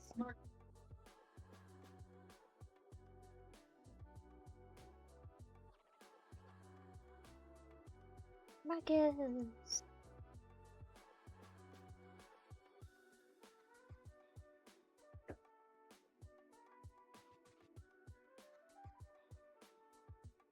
Oh yeah, there's one NPC horse that's just called Confusion.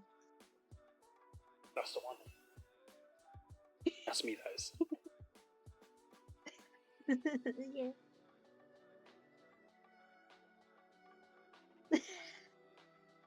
There's also two that's called Ray, and then there's Faster Than Ray.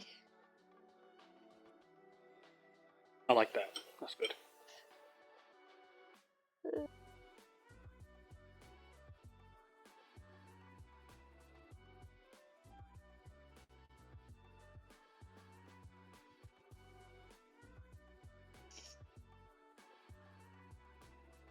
Take off plane.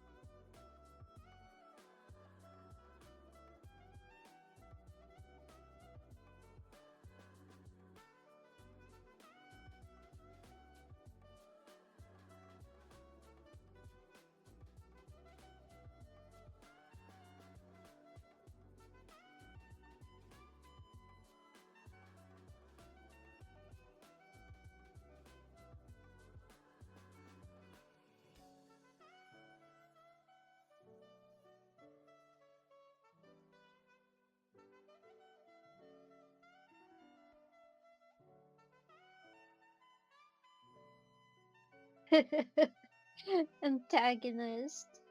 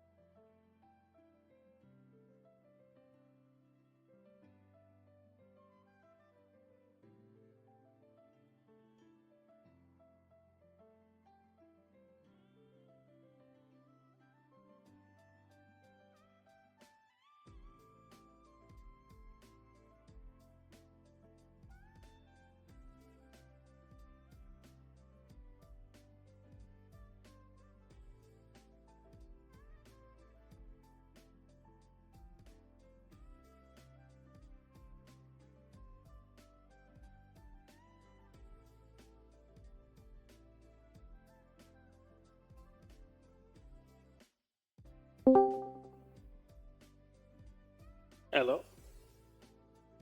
I got Doran. Holy shit, You it's Doran. live. They're Do you need a alive. second, or are you okay? It's a Doran. I had no fucking idea session was today. I know No, you're Kaz okay. reminded me. I am so fucking sorry. Holy No, shit. it's alright. Date's getting scrumpled be like that. Mm-hmm. Yeah, I've also caught cold, so... Oh no. Yeah. My god. Do you need a second? Are you okay? Do you like? Cause we're halfway through, and we're just doing like carnival games, essentially. So you. Okay. Do you necessarily need Samosa? Would she be more of a disturbance? Well, I've had her just be with Haruki essentially the whole time. So like, Okay. if you want to sit out, you're more than welcome to. If you want to listen, that's more than fine as well. It is very much like everyone's like taking their turns during the session. Like what we've got coming up basically is I'm gonna probably have, if it's just Cupid that wants to do one of the games, we'll like Cupid have one game of their choice, and then we're gonna move on to the Ferris wheel. Okay, I'll listen in for like a couple of minutes. Just get my get the vibe. Yeah. If you want to know Again, the I am vibe, so Emwek nearly shot a man because he didn't give him a prize for Wakasuiko. Yeah. So- Ghastly energy, I see. Yes.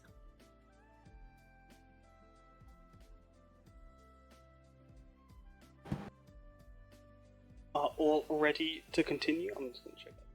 Yes.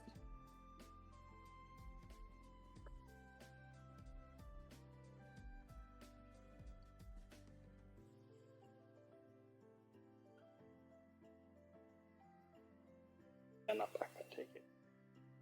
Oh, Yoshi. Wow. No, a Dragoon. I think that's sort of like her. Oh, sorry. Oh, you back? No worries. I'm And then here. I think that's everyone. Just gonna do a quick roll call. Izzy. Here. Alright, it's completely blacked out as soon as like I began. Laurel. Here. Umeko. Hi. Meiying. Yellow. Perfect. As the games are, as you all continue to play your games and take part in the events around you, Laurel, was there any other anything you wanted to do with Bodhi or Cupid? Do you reveal? Actually, we'll start with Cupid. As Cupid, as you move around in your crate, do you find any one of the games that did you want to take part in any of the games, or are you following along? Do you accidentally join the game Bodhi and Laurel are playing as they're going through it? They are at the dance one, right? They are there at the moment. But like I will let either you or Laurel pick which game you'd like to take before we move to the next. As you guys before we continue the day on. Is there any game you particularly wanted to play, Laurel? I'm stuck between the dance one and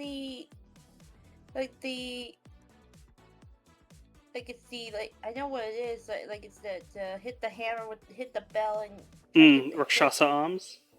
yeah.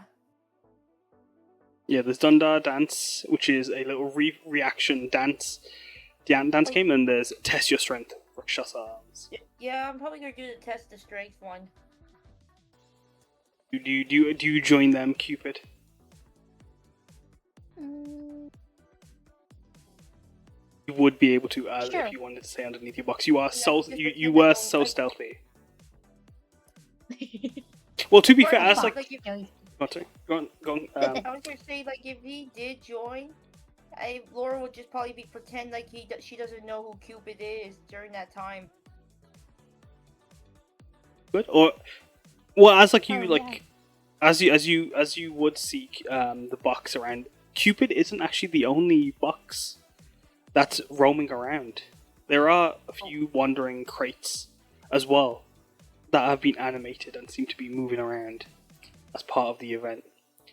As Cupid, do you continue to stay under your disguise? Do you reveal yourself, or I'll continue to be a box, I think, but still play the game. Yes.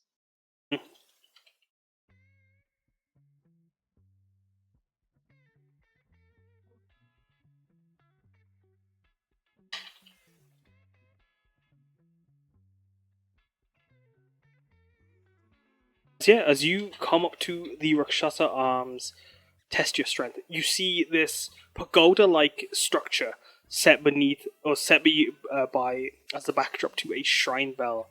As you see cut out of Rakshasa tiger-like beasts, tiger-like demons, with their paws twisted on themselves, holding hammers and gada and all sorts of weaponry, as they're in the motion of striking the bell. As you see a tiger-like figure, huge in their form, as they're draped in a happy coat, with all sorts of tiger patterns and tiger motifs across it. As they got huge, dazzling shades on. As they're keeping their hands in their pockets and hidden away, they look to you both, Laurel, and as Bodhi comes over, as Bodhi's with you, and as the crate just begins to waddle beside, you all looking for a game of Rakshasa's arms and showing your tiger-like strength? Yes, we are. Bodhi exclaims very boldly for a moment. Do you say anything, Laurel? No, I'm just laughing at myself. Don't worry about it. Are you still? Does Laurel react to Bodhi? Does she like? She's like kind of impressed, but then she's kind of like she thinks about using enhanced ability to cheat. She's gonna try and cheat. Yes.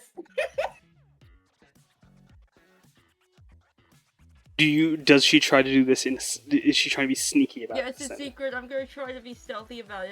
If Bodhi catches her, she's like, oh, okay, nope, that. Alright, what I'm gonna say then. Yeah. As the staff member asks 7 gold for a try. Bodhi offers to once again to pay for you if you would let him. Okay, yeah, I will let him pay this time. And as he's rummaging away for his gold, how do you sneakily cast your spell, and what does it look like? Since she's doing the bull strength, she'll try, like, she tries to hide, like, she's like pretending to stretch her arms upward, but secretly, like, waving her fingers to, like, cast the spell of and the Taurus constellation would show on her back, just to try to hide it again from Bodhi.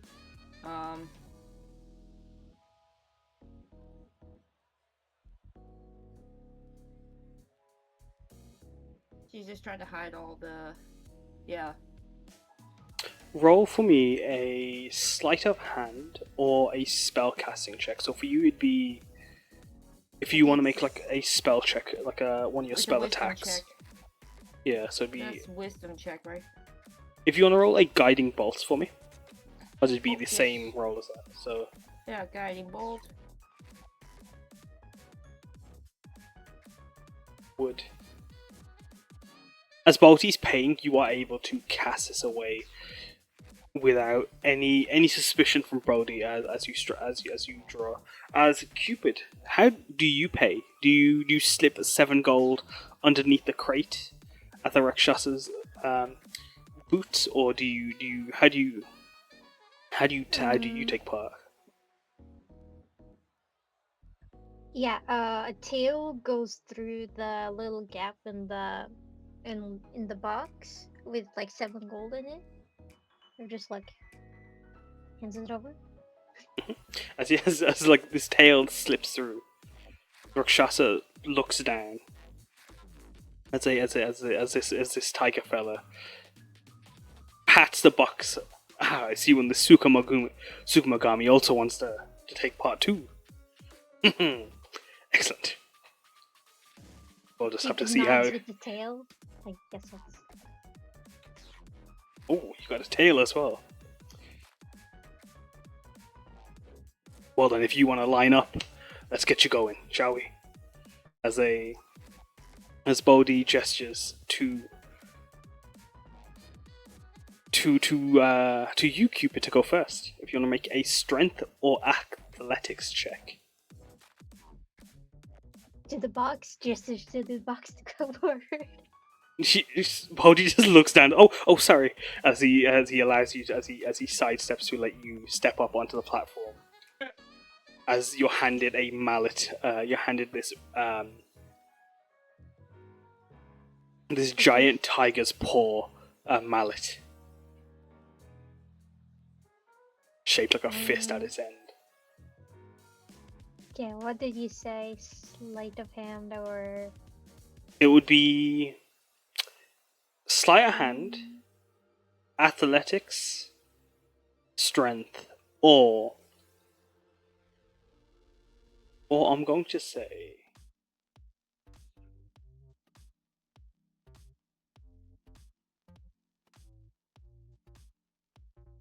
let's see.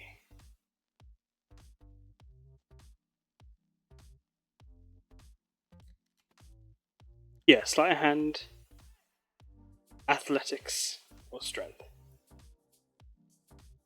Okay, athletics then. It swings around the hammer with the tail and spins.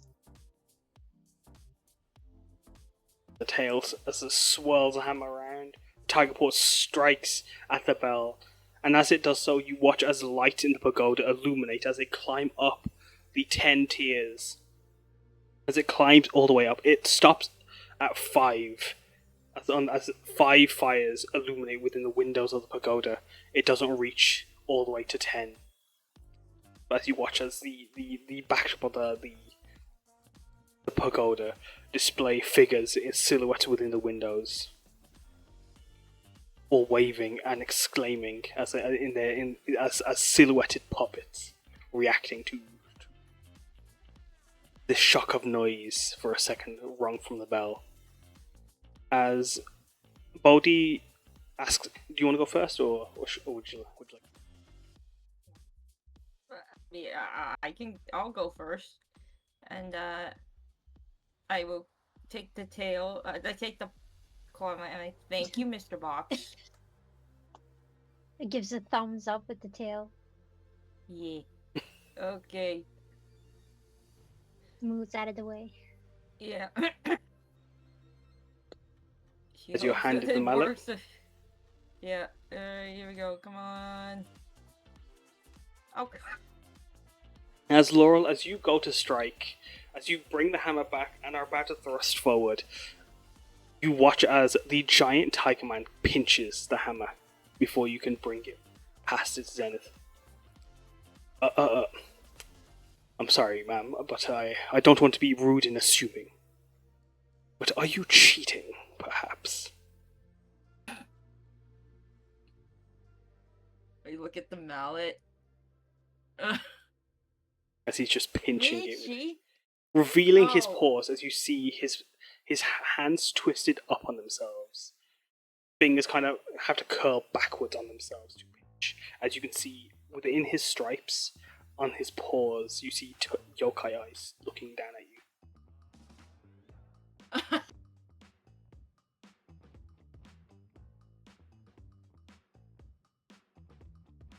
See it. As he pulls out his other hand and tips his nose, you see I have such a keen sense of smell. There's just something, it just twitches sometimes when I can feel there's a bit of trying to pull something under from my nose, trying to sneak something in. I don't want to presume you're cheating, of course. would Samosa be able to aid? Would you want to have joined them on their test of strength, or? No, Oh, yeah, but 'cause- Samosa's like watching from a distance. Sure. As before you do, I'm gonna come back to you in a second. Samosa, did you want to say something, Cupid? Yeah, I was also gonna assist since I was right there. But Samosa, go ahead. Yeah, let You could Samosa probably come in first, first. and then so yeah, you well, Cupid. As how does Samosa try to? Alu still like in stealth, saying that he has such a sensitive nose, and Samosa also having a sensitive nose and how delicate it could be, will open the decades-old fart box that she has in her possession. Oh my fucking Uh-oh. god. Oh, As Alu does that, not Samosa. roll teleporting. a sleight of hand. I'm terrible at this.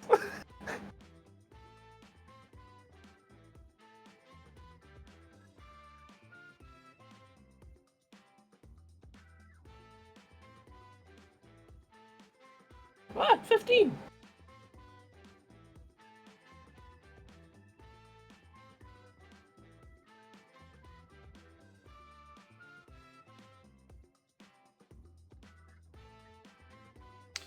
As you, Cupid, as you can see,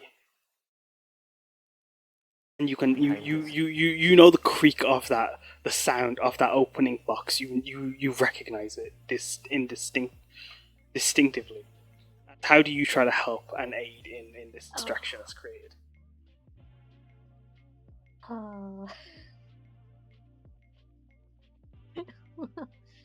uh, oh.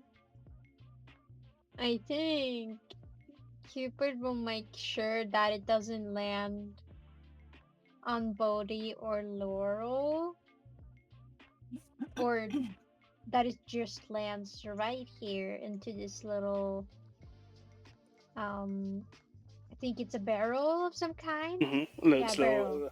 Barrel full of Yeah, that bits. it lands there, but that it's still like yeah, Hmm. like it still does what it's supposed to, but without like making Bodhi and Laurel smell like farts. Mm.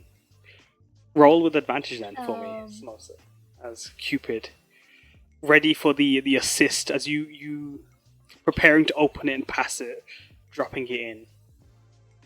As soon Like a fucking hand as grenade. as soon as there is noise shifting behind them, Rakshasa turns their head to see the box there holding this little lacquered little box, and as it opens, it releases a thunderous noise, a thunderous fart that ruptures outwards as you hear the shrine bell ring. As from even just from the thunder of that fart, you watch as the pagoda's windows light up as it hits the high score, as the Rakshasa lets go of the hammer and turned and almost getting low and snarling, turns to you, Cupid, and in a rush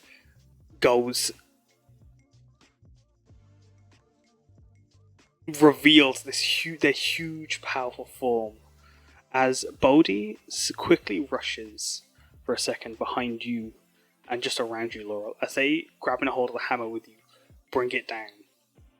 As together you strike it, and even with just an 11, with Bodhi's assistance, as you strike it, he quickly pulls and quick, as this distraction's made. He pulls you along to Oh, away boy. from the commotion that's happened. As the Rakshasa looks to you, Cupid, in your box. yeah. This is the part box to him.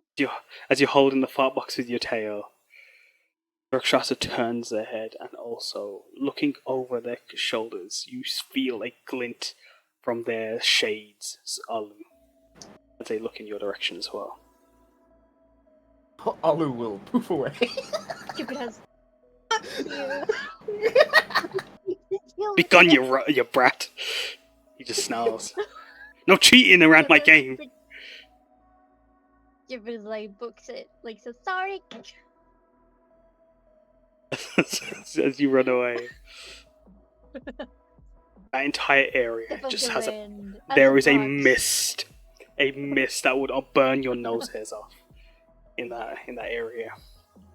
It's I was Baldy. like, books it. Oh, I think yeah. Bodhi has so much perfume. He does. That's what you saying, sorry, Laurel? I mean, not Laurel, sorry, Cupid. Hungry. As Cupid, you rush away. Baldy pulling you away, Laurel. Quick!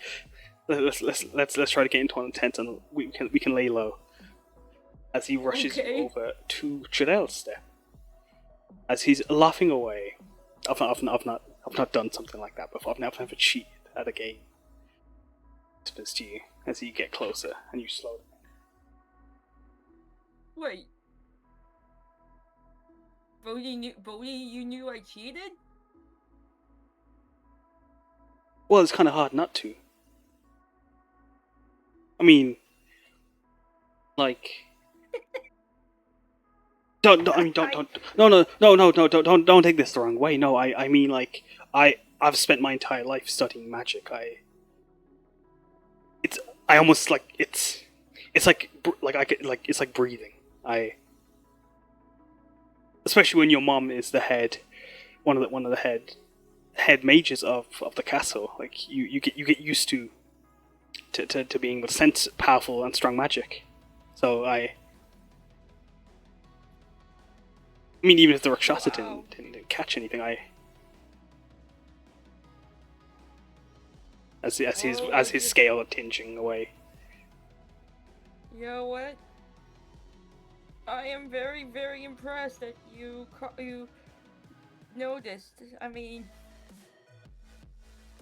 I was trying to impress you with my magic.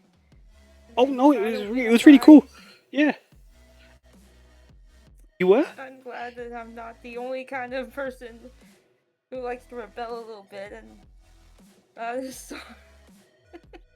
As he blushes and he's... Oh, well, I can be a rebel. I can be a bad boy, yeah. But not like a bad guy, but like, you know, yeah, I can do that. Oh yeah. My god. Yeah. Yeah. Oh my gosh, I'm like a bad guy, yeah. Yeah. As he straightens up and like you just watch him pop his collars up just for a second on his Shirwani. As he pulled you into this tent set with these plinths, as you can see people dancing away as they're watching a figure draped in extravagant grand in a grand sari. As her fabrics swirl and twirl around her, you can see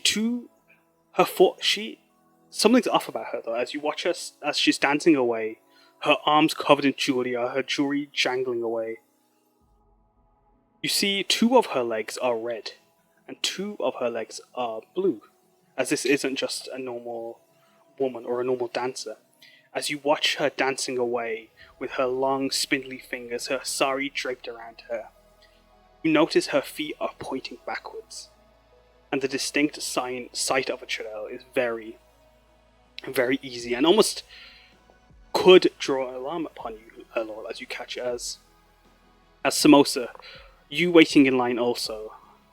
Were you, how did you react as you saw this Chirel being the instructor that the competing dancers would be mimicking in this game of Chirel Step? Probably like the same way she almost sees Aiden soldiers, like with a immediate like, oh shit, fuck.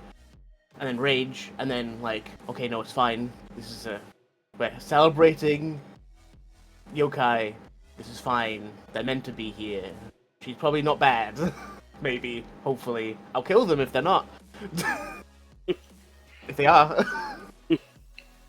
As Going through like a checklist in her brain of like, okay, they're not actively trying to kill someone right now. no, they're not. As you watch as one group go on singles, you see a couple then go on as they are playing on one map together against another couple as they perform the game of Trail Step. You watch as Bodhi and Laurel come running in and are whispering away to each other for a moment, just as he pops his collars up and joins a line just behind you, Samosa. Do you try to hide yourself? Do you try to stay? So Samosa's trying to act casual, hide in plain sight. She got her costume on. Roll me a stealth. You have passed that trace on you as well, so you can get a +10 on that. Hiding in plain sight. Hiding in plain sight. You've not got your armor, I assume. So yeah, I do not have an armor. As yes, you are not spotted. What was your costume again? Was it your half? It was the guardian elephant. Guardian the yokai Makara. elephant. Yes. Yes. Perfect. Well, Alu was the Dream Eater one. Same like elephant-ish yokai, but like Baku. the different version there. Yes. As yes, you in your Baku uniform are pulled up, knowing that there is also the coupled option where you would be able to perform with Laurel and Bodhi. Do you, or would you go single to one of the couple, as you three are the next in the line? I mean, she got an Alu. Unless someone else wants to join her.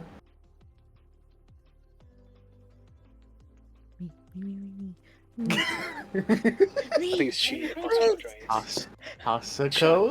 No, I think that's not fair. What the fuck? Fair.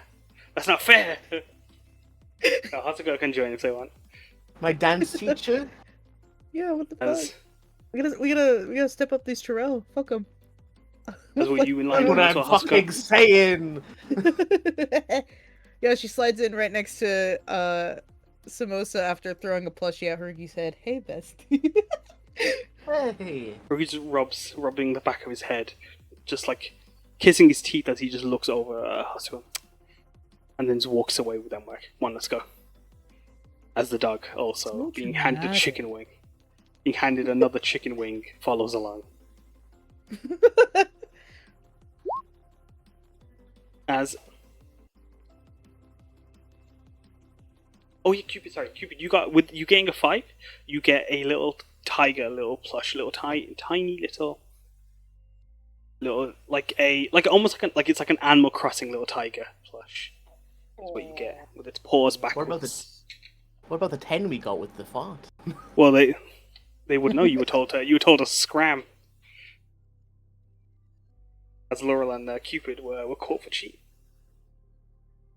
No, as I would correct that. Cupid was not intending on cheating either. oh no, it wasn't. No, it wasn't. But Laurel was cheating. Laurel was caught cheating. That's no prize for Laurel. Yeah. But still, a moment made. Yes.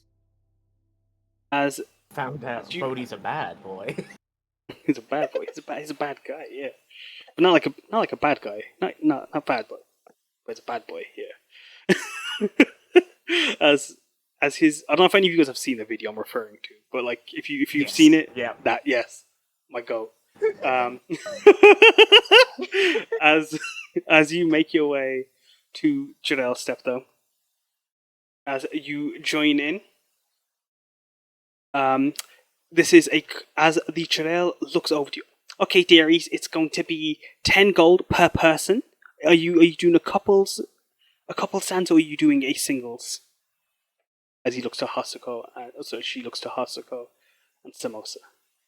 Samosa immediately blushes at the word couple and the insinuation that...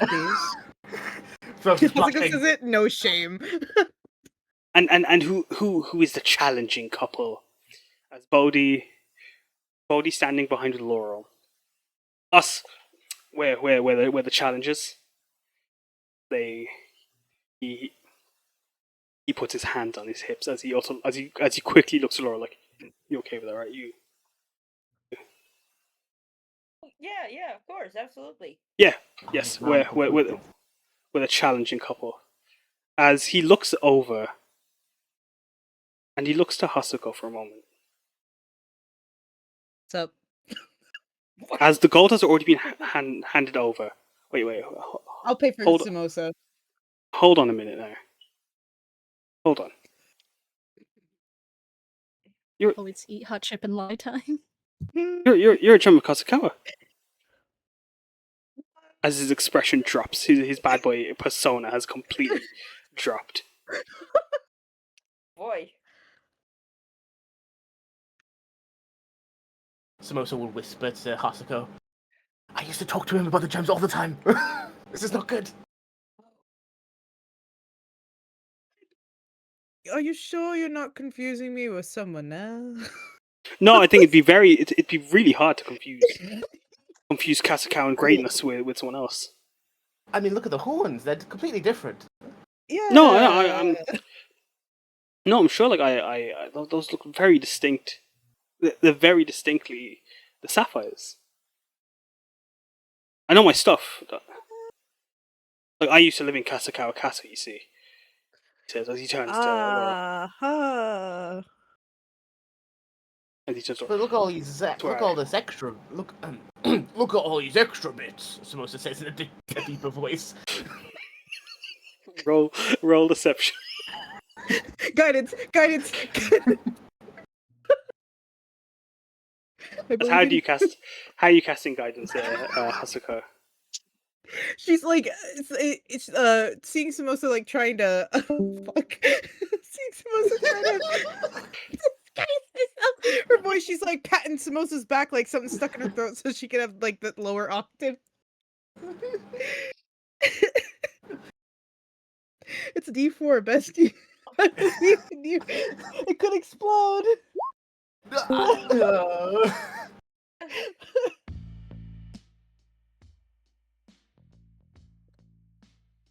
Mosa, as he looks to you as well, pointing at Hasuko, then pointing to Samosa. Mosa Gulati? No, I knew I recognized that silhouette. But like, no, maybe it was just a weird shadow you were caught in. My silhouette is completely different. Look, I'm missing an arm.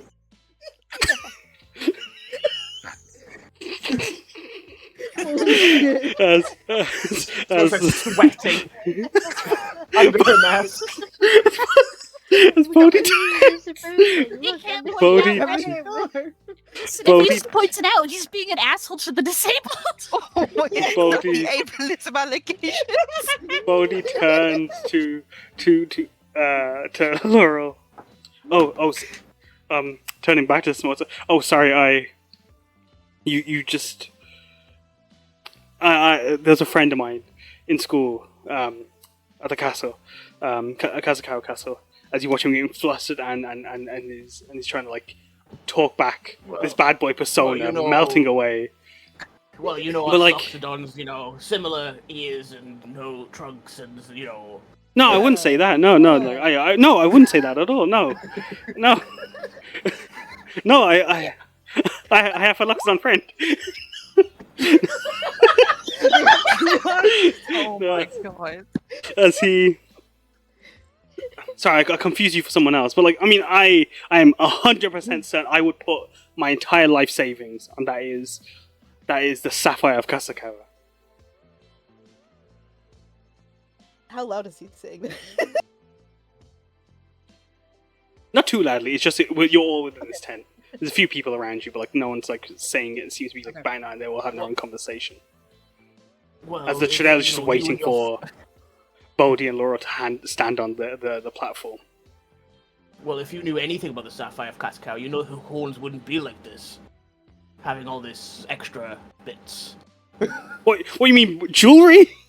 You mean No. you're saying Hasuko's horns are like bigger now, and like they have they're extra. Oh, huge. shit, yeah. They used to be just tickles. Oh shit, yeah, shit. You know, you're right. I'm gonna And go. she didn't have I'm gonna. scales. I'm gonna go back. I'm gonna redact myself. Oh, sorry. You just. You just look familiar. I'm a bit homesick, you see, and like No. No, I'm sorry. I get that a lot. Don't worry. It's quite flattering, Alright. actually. confused you. I'm sorry. No, it's fine. Hanging on by Yes, fucking thread. As he turns to Both Laurel, of us sweating. blushing and embarrassed. I'm really sorry about that. I didn't. Sorry, I just got really. I just thought they were people I knew or recognized at least. You might be muted, Luna.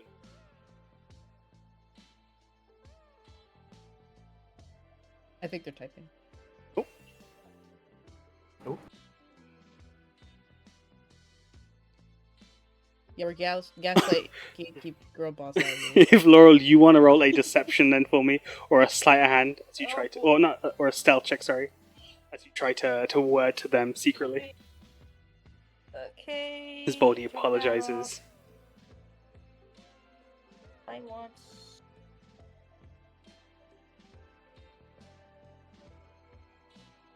Bodhi just shaking his head as he's just as he waits for Laurel to stand on the platform with the arrows and the different coloured glass steps. As one side red, one side blue. The Chadel standing there. Okay, dearies, now I'm going to be dancing two different styles. Red, you copy me. You watch it. If I go forward, that's the forward arrow for you. If I go back arrow. Remember? And you don't need to wave your arms. They're not part of your score. It's only just what you press on the buttons. But I will be marking you on your performances anyway because I like to do that, and I like to see dancers getting all excited, and it's always just so bubbly and cheery, and it's just wonderful seeing you young folk taking and enjoying dance and getting really into the spirit of the festival. This is so weird. She says to Hasuko. Why? What's wrong? You're What's wrong? hungry. What's wrong? Nothing. Nothing. That's the truth. Hisses at you. Okay, blue team. Same with you. If I'm gonna dance one way, you just follow along.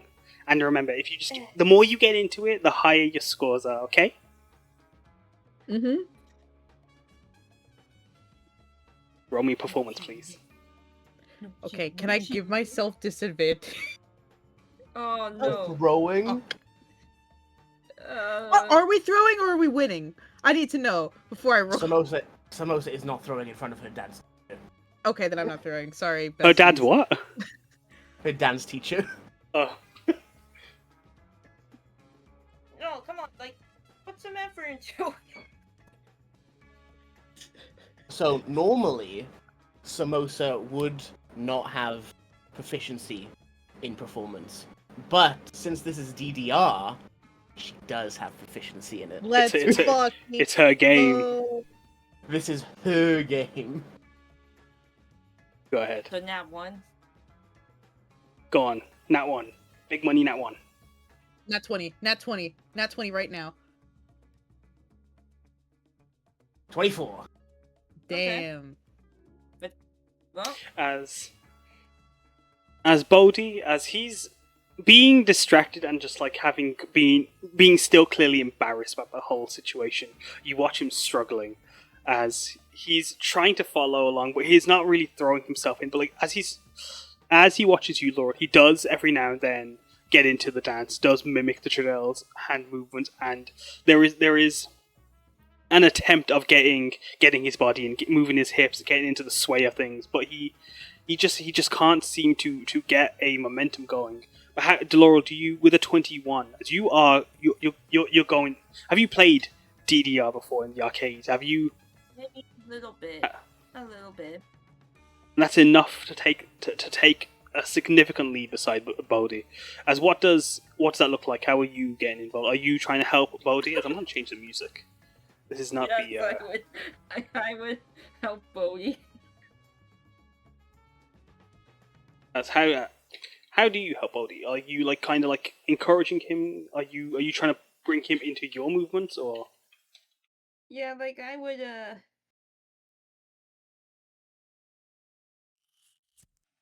like, I'm trying to. I just like help him. Actually, I left my starry farms to actually kind of help him a little bit. Help him guide the way with the arrows, like help him carry through the arrows. As he starts looking down, and he does begin to rely on your assistance. You're able to help him get some points for your group, for your team. But on the other side, it's What he says. What is being witnessed? What high scores are being revealed? As Samosa, you first. You with your 24. How are you going to town? How are you showing these two up? How are you showing your expertise? I think Samosa has like wrapped her tail around like the base of Hasuko's tail, just so like they know exactly where each other are without even looking. So like they can rotate around each other and like dance like back to back constantly without even like almost acknowledging each other.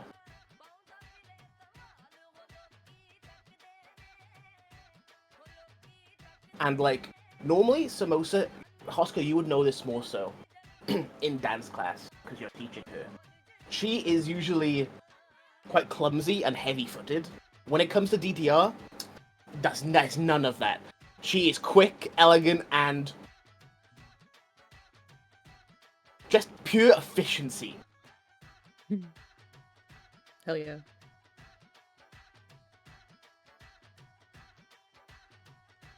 What about you, Hasuko? Hasuko's hella impressed.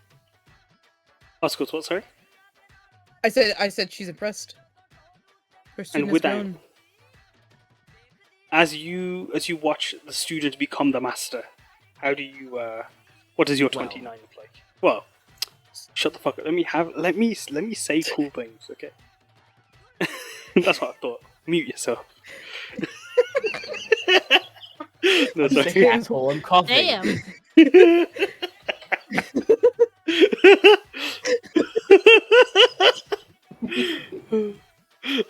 Go ahead, Hasuko. And also, Doran, delete your she as well. Wow. I think Hasuko, at first she was gonna let Bodhi and Laurel win, but then seeing the effort that Samosa's putting into it, she's like, okay, I can't just lose. But then for some reason, she hyperfixate on having to be better than the fucking Chirel, and she starts just to outdance the Chirel themselves because of what happened. As you perform, as you start going, the Chirel clapping, marvelous, marvelous, dear. Oh, that is some. I don't think I've ever seen such excellent dancing in my entire life, or in my entire being. Of course, just it's never one individual on the dance floor. It is you are a troop together. She exclaims as she looks to Bodhi. But then she turns to Hasuko and Samosa. You two clearly are superb. Here is your prize. As she pulls out a plush of a Chirel for each of you. I'm giving this to Mercy. You're getting burned. That would be kind of fucked up, but also kind of funny. Yeah. Thanks. What? I will say, however, I did have to duck a few points when you started going outside of the movements. I did notice a bit of your footwork here and there was out of place, but that's okay. You still high scoring. And there was so much effort and engagement. I could not be more stunned.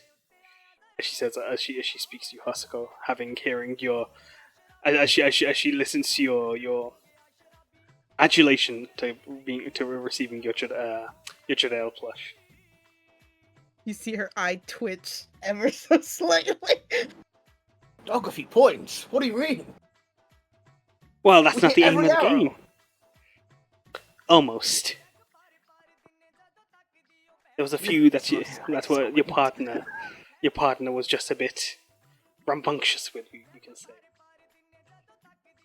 But as we said, we are a troop, not an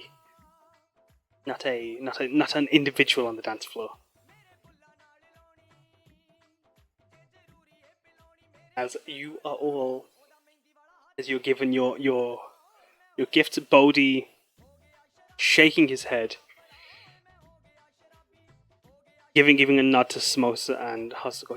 He does talk to you, Laurel, as you start to move down the pier, and down the road, past as you take in the tents. As he picks up a few drinks for you both to have, just a few. As he gets a few a nimbu strawberries, which is lemonade, strawberry lemonades. As he just shakes it. I know it shouldn't bother me. I know I shouldn't be letting it stick and like ruin the evening. It's been going so wonderfully so far, but I'm certain I recognize those two. If that isn't the sapphire, then that's gotta be like some imitator or something. We're both scrambling away.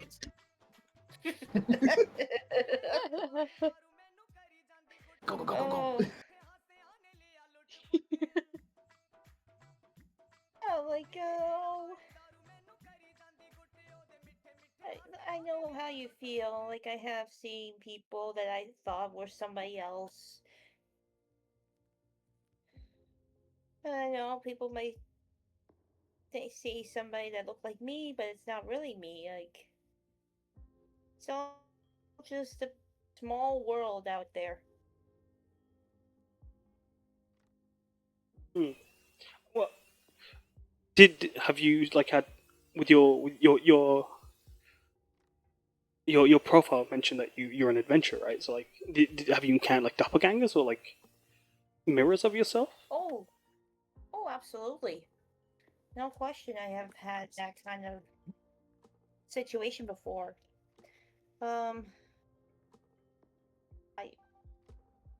I really don't like talking about it because it brings up. No, of course, no, that's fine. Don't wanna.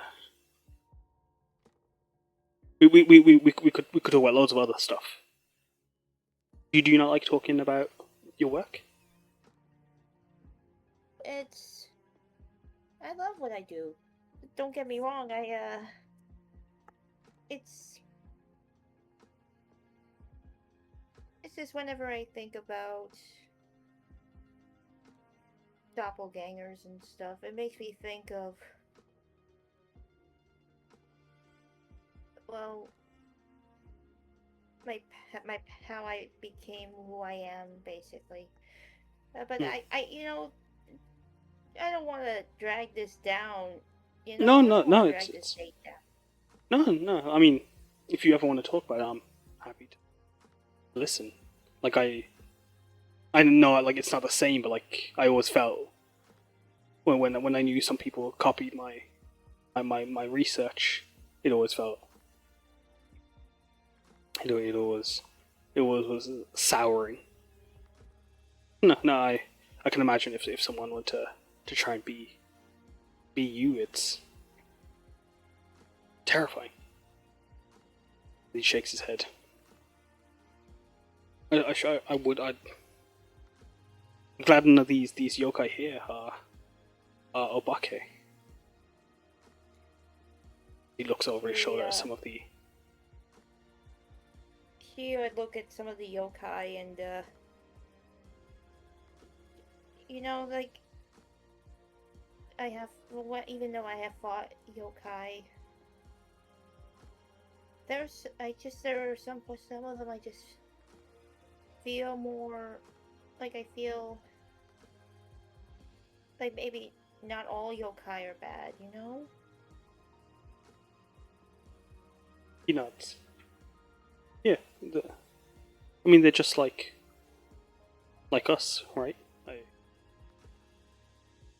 mean, my mum would tell me when at these parades, it isn't just people dancing, but it is. He leans in. It is actual some of them are actual yokai. They are.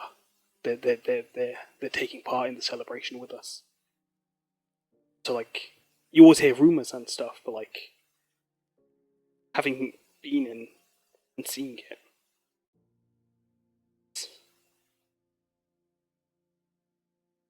You know, it's my weird. mom would never like something like this. She she never really Good wanted for me you. to be a druid anyway.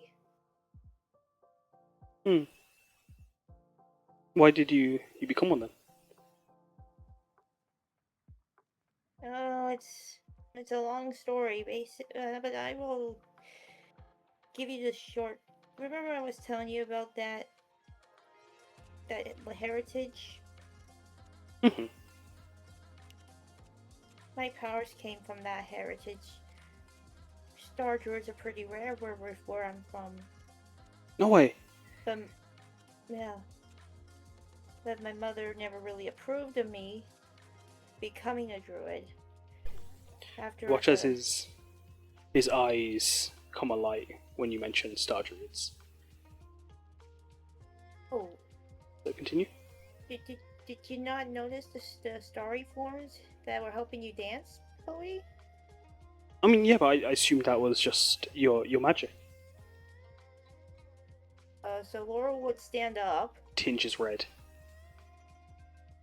and she would step back and she would just like open out her arms and unleash her starry forms to dance around her, like all like the tiger, A tiger, dragon, the yacha, all and of her forms just dancing around her, and to have them go see Bodhi, and yeah, so as Bodhi stands there, his scales flushing pink every now and then as he looks over you, as you reveal this plethora of light, as like parade goers around you. Don't bat an eye from it, as almost like you're a performer as part of the shows amongst like all the fire dancers and all the yokai around you. As you reveal this constellation of scales holding a tiger,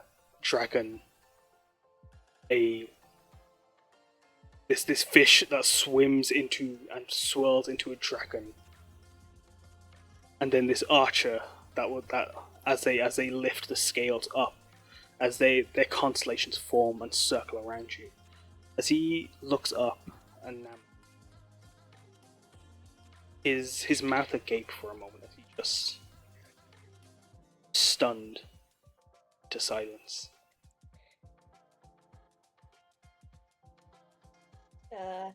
After she brings him back, she she couldn't help but smile at Bodhi's reaction. Yeah, And she they're, says, they're beautiful. "You have no idea how my sister and my father reacted the same way. But apparently, so long ago, there were star druids here in Charoleo." Yeah, yes. There was actually. That's why I'm kind of here. My research has, with all my studying and my what I've been dedicating a lot of my attention to, especially now. A lot of my research is into primordial magic, and there's been links to star druids, and up. I go on these hikes every now and then when I want to get the best view of the stars, and like I want to get away from it all. I'd like to just feel that magic. I climb Mount Azori. When I was taking in my research, and I have found there was a circle of star druids that had stayed at the shrine on the mountain. If you'd like, I think I'd like to show you it if you'd be interested. That I would be. Nothing would make me happier to actually see that. She feels herself shaking, actually. Getting both of nervousness and excitedness hearing about him researching the star druids. So meaning that maybe he knew he might have done research on her family, and all these nerves start piling up. As he steps forward, he goes to reach for your hand. Plays with and just runs his thumb. Oh, sorry, go on. No, go ahead. Sorry. If you let him hold yours, he'd rubbing just the top of it as he looks down. If you'd like, we could go today or this evening. She will take his hand, and she will just nod in excitement, but she's just speechless right now. He nods.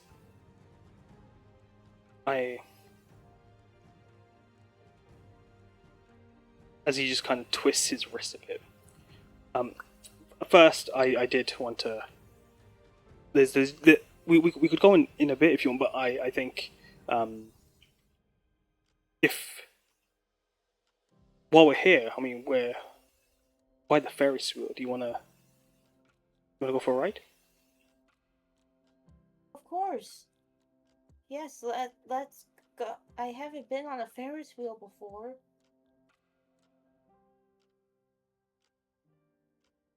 It sounds exciting. sorry? Yeah. He smiles. Yeah, I mean it has a beautiful view of the horizon and the stars and the moons, and like it's if you can catch the sun's rising or the moon's falling, it's always a marvel, and like it's. Yes, of course. Like you feel proud to be here. Mm-hmm.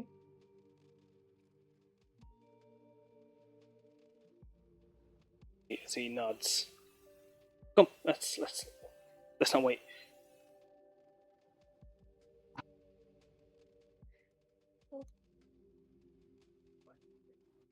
As he brings you into a line, people waiting to go up to the Ferris wheel, you'd see it's this grand structure shaped like a giant chariot wheel made of wood.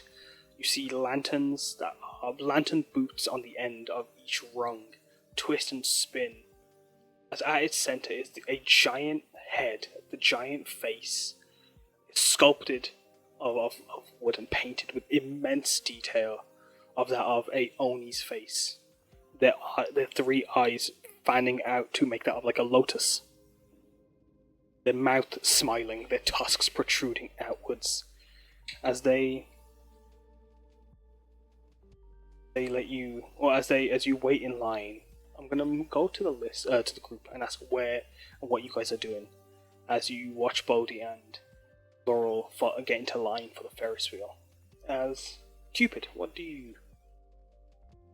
Actually, I'll start with Samosa. Sorry, first. As we'll go that way. Sorry, Samosa, what do you want to do? Samosa wiping the sweat from her brow. Oh, okay, that was close. But seeing them go into the Ferris wheel, she would look to Hasuko. Is you here? Are you still BRB? You want me to come back to you actually then? Yeah. Oh, the Meiying? Oh shit, you caught me mid-snack. Oh, I'm so sorry. I'm catching everyone at the I- wrong time. No, it's all good. I think she would probably be skittering off to go, because when her and, Alu went to go do their sneaky yesterday, I believe, if I remember correctly, there were fireworks supposed to be set off. And she's probably gonna go make sure that they don't accidentally, like, pull the old American classic and blow off a finger and fuck up their fireworks and accidentally destroy something.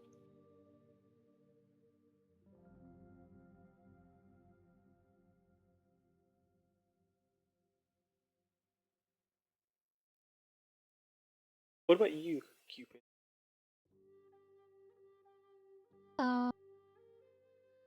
Still in their fox disguise. They observed everything that was happening from on top of this pillar here that they are on, just sitting there eating snacks while while watching. Just keeping an eye out.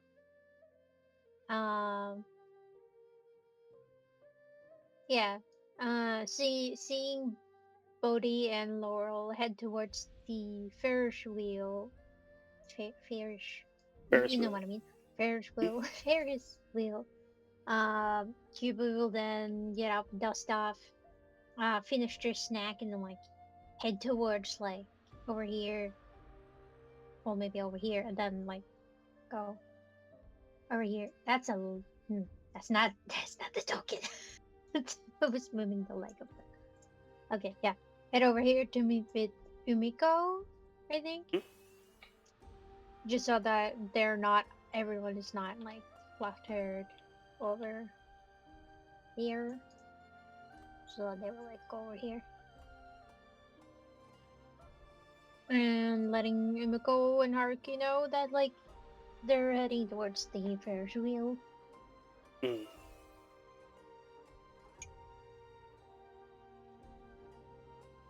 It's a go time. Just yet. I think there's meant to be a signal. Rookie. They're in place where they need to be. Okay.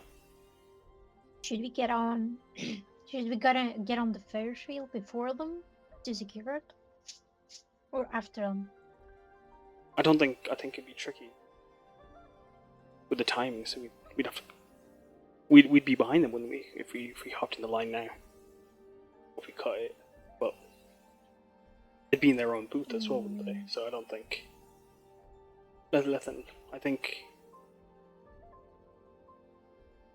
she'll be okay on the wheel. Ruki says, watching the line and then looking up.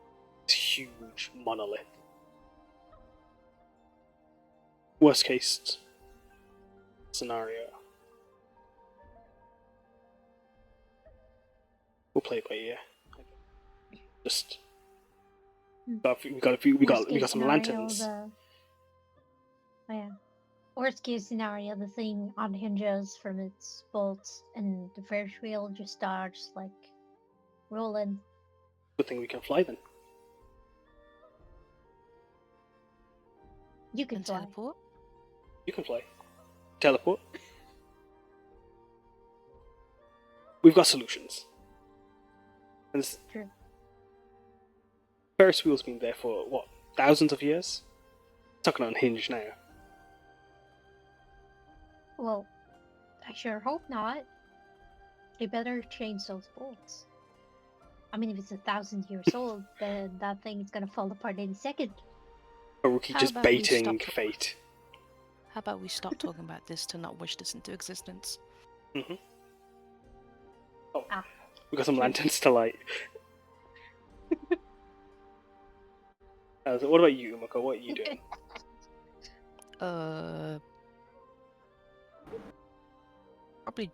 Probably waiting with Haruki and Cupid. Do we know? Do we know what the signal is? This is out of character. This is me. I can't Talking. remember if you guys knew what the signal was. But genuinely, I have no idea. The signal for what? Fireworks. Oh, for the fireworks. Wasn't it like after it stopped at the top? I think it's once it stops, you would know. Unless I Bodhi does have a Samosa. flare gun. I could have Alu kind of follow them to the top, flying in the darkness of night, and then Alu can unleash the first volley of fireworks, and that's the signal.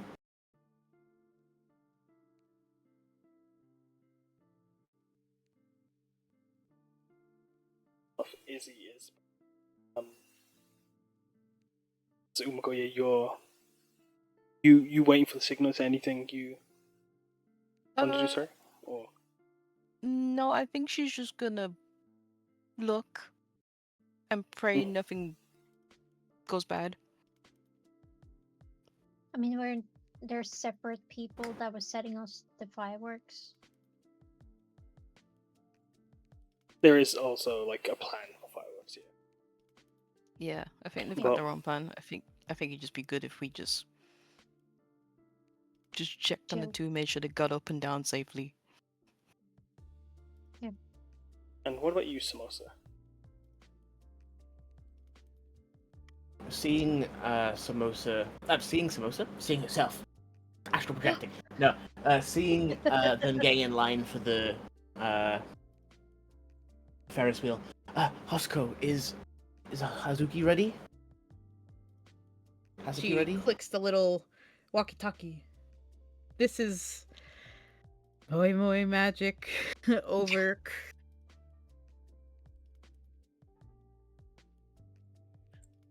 Well, imagine this is Tanuki 1. Where'd you want me? Where do we want them? We want them on the beach, in front of the Ferris wheel. We're on our way the now. beach, in front of the Ferris wheel. We are on your way to those coordinates. Over. Wait, we're en route. You should say En that's- route. Over.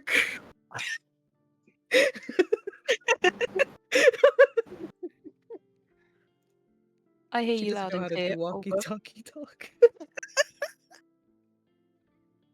Why do we have to say over? I don't understand. Why do we have This to is Ego it's part- 1. You it's say part over of the- because they're gone. It's part of the bit Hasukai. Well, Okay, it's also over. because it's a one-way system, so the over is designated to stop you stopping talking, so they can start talking. But if I just stop talking, they'll know. Yeah, but then if they start talking and then you start talking again, it will cancel each other out and you won't be able to hear each other. So it's just Yeah, a clear full stop moment. We won't know if you're finished talking. So when you say over, it lets the next person know it's time for them to talk. As Haruki repeats what Samosa says. Over. Yeah. Why are we doing Purple that? Boy's dumb. She doesn't say over just so he doesn't respond to the thing.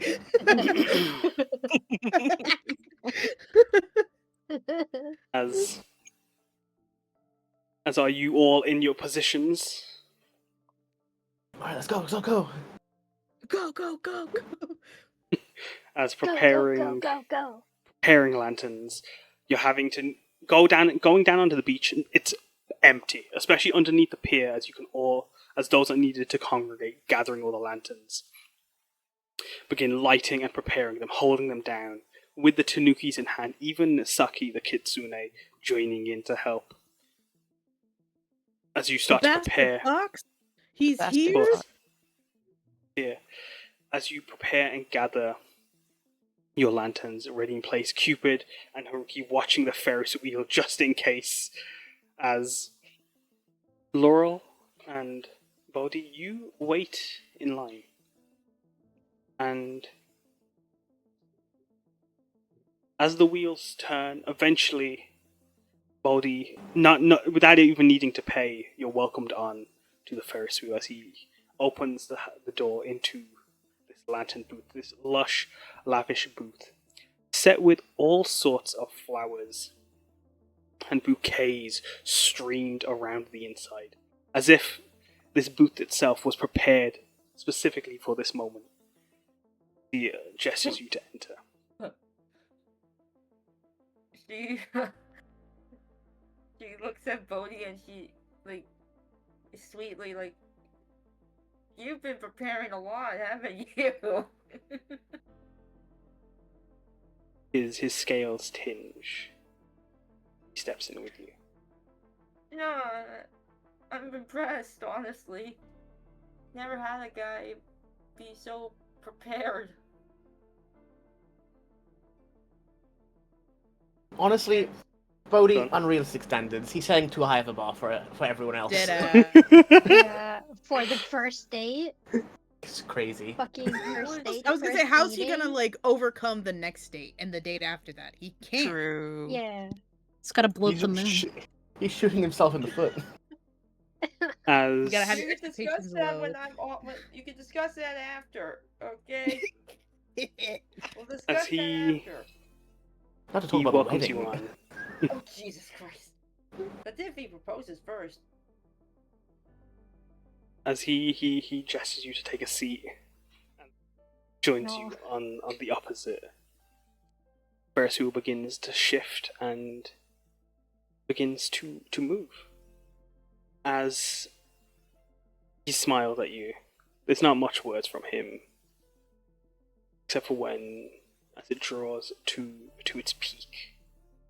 I really appreciate you sharing your heritage with me. oh, well, of course. It's been almost years since I had any clue of who I really was, and being here in Xiaoliao really helped me find my true self, more than I ever had in my entire life, really. He smiles. Well, I hope I can help you Oh. and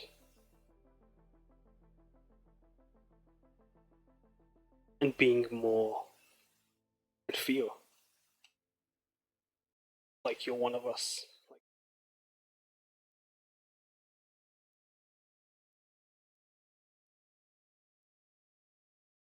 As the Ferris wheel twists to make its incline,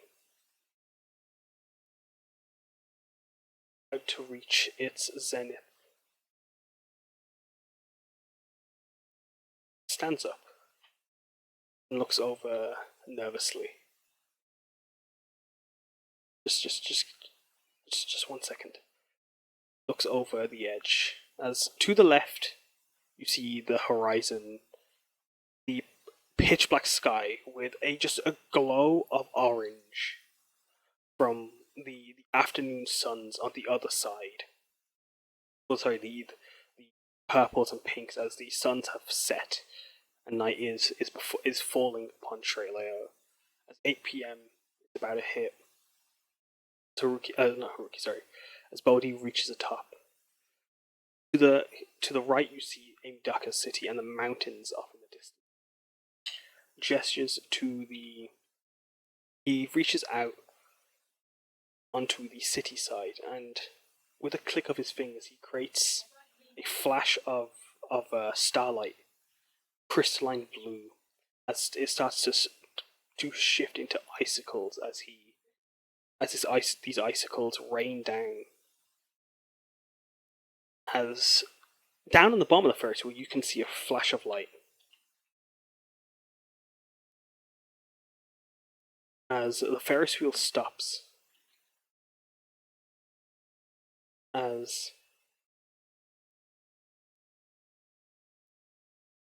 in that, as you feel the moment sit there for a moment, Bodhi reaches to hold your hand, Laurel, and gestures to look out to the horizon. As you watch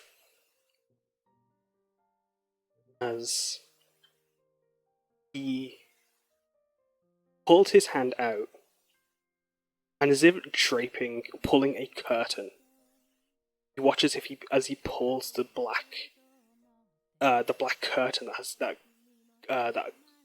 covers Amidaka, as he pulls, as if he's pulling thread from the air, and the stars begin to just reveal themselves, like they were behind a curtain.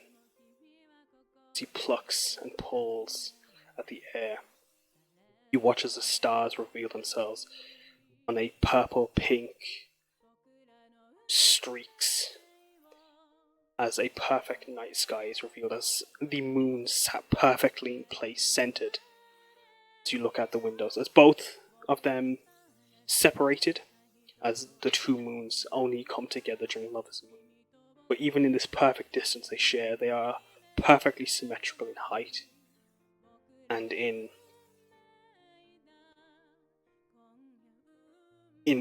distance. As he gestures, there's one other place that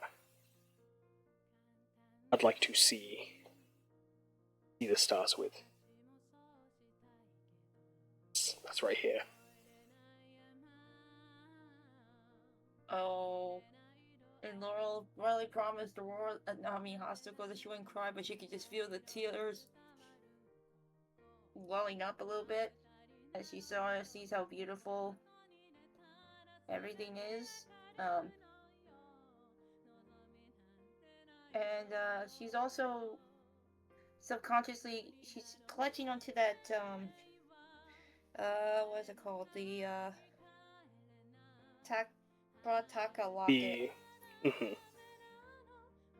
And she can just feel its warmth.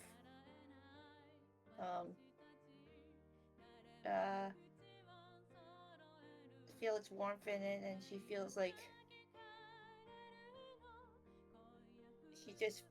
she doesn't know how to feel, and even though it's like not even like halfway through the day, she's gonna she has not felt happy in a long time.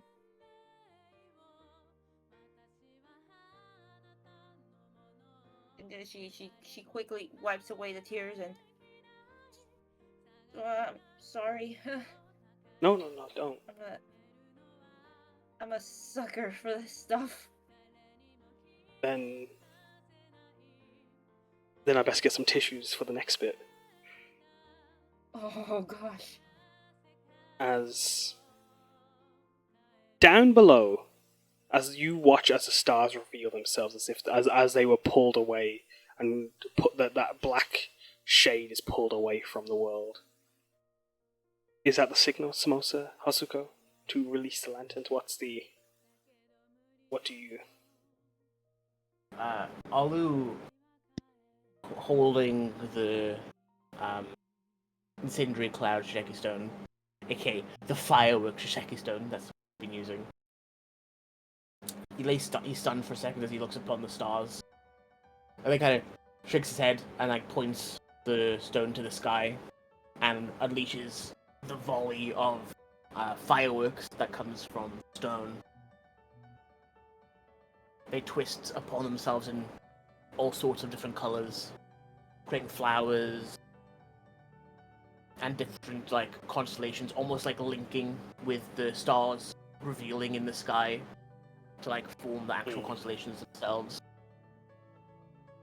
As like a round. Like, that's a signal. Next signal, go, go, go, go. Oh, as the incendiary cloud launches upwards, as centered on the two moons is a single sun, as it erupts, and with the eruption, your lanterns that you have been gathering and banking on, release them. as they begin to cascade and fly upwards, as they become their own stars, as some sail across the ocean and lay low, while others fly high and join the stars themselves, as within the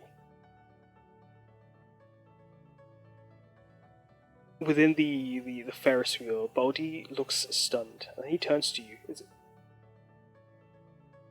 Did you plan this for me?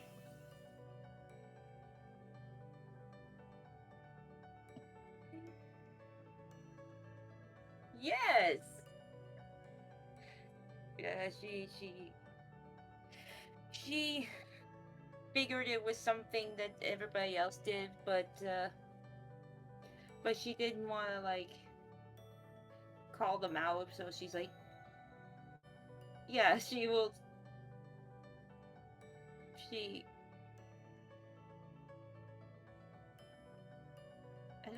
I don't know if she would know about the lanterns, honestly. You roll insight or in a history check to see if you do remember. Yeah. But if you think Laurel would, you don't need to roll. Not 100%. Let's see. Oops. With a 10, Laurel might. Yeah, Laurel didn't know all the details, Yeah, as it was a surprise for her as well. Yeah, But you so knew she they would be planned like- something. So she would just be honest and said, no, she didn't. She wasn't expecting anything like that, no. He beams, and he, smiling wildly. He just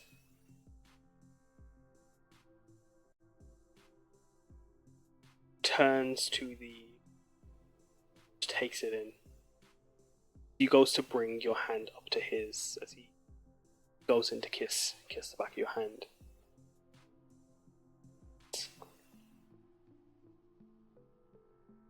Just smiles, wordless.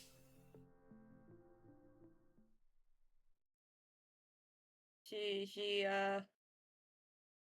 would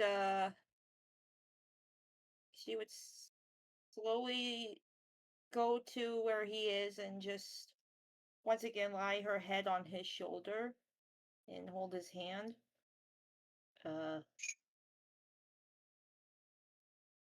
Just wanting to have that, just to feel his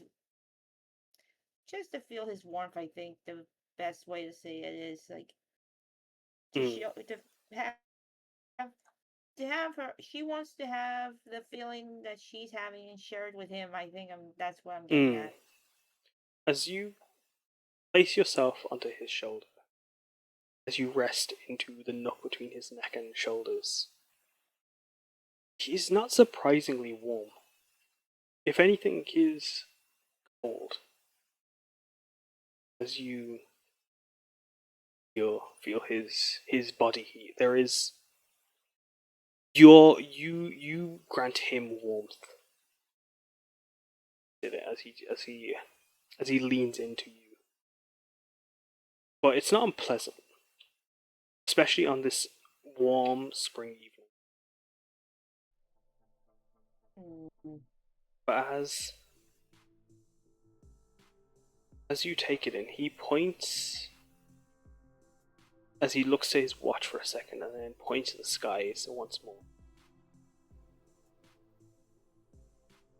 They say this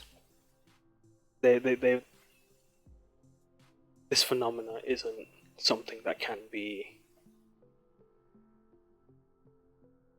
Researchers have tried for years to try and explain and even know when the Agnuto Sera happens.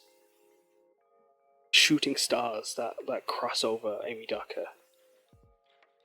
They say they're fire dragons that bring good portents to those that see them. No one knows when and why they happen. But my research has given me a lot of many boons. One of them is knowing, if not when they happen, it's knowing when the next one will grace our skies. As he gestures out to the horizon, as you watch 7 beams of light rocket across the sky, as 7 shooting stars launch over the horizon, over the Ferris wheel.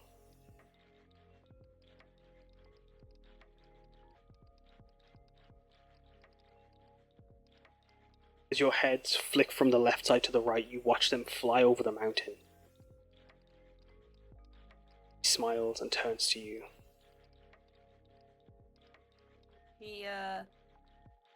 She's just, she's at awe with it, and it kind of reminds her of her dragon form a little bit, but they're more, but they seem to be more graceful than her dragon form. The way their movements and their and the way the sparks like come out, like the way the sparks clash with each other, and it's just something she never thought she would see in her lifetime, for sure.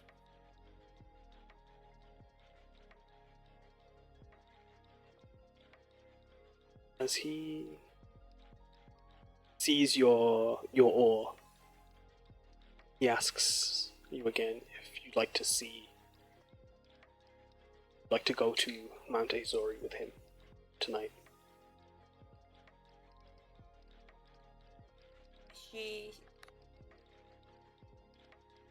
I would really, really like that, Bodhi. Very much. Those 7 stars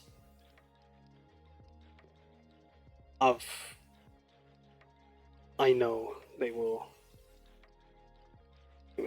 fall in the mountains, and I'd like you, Laurel, to be with me.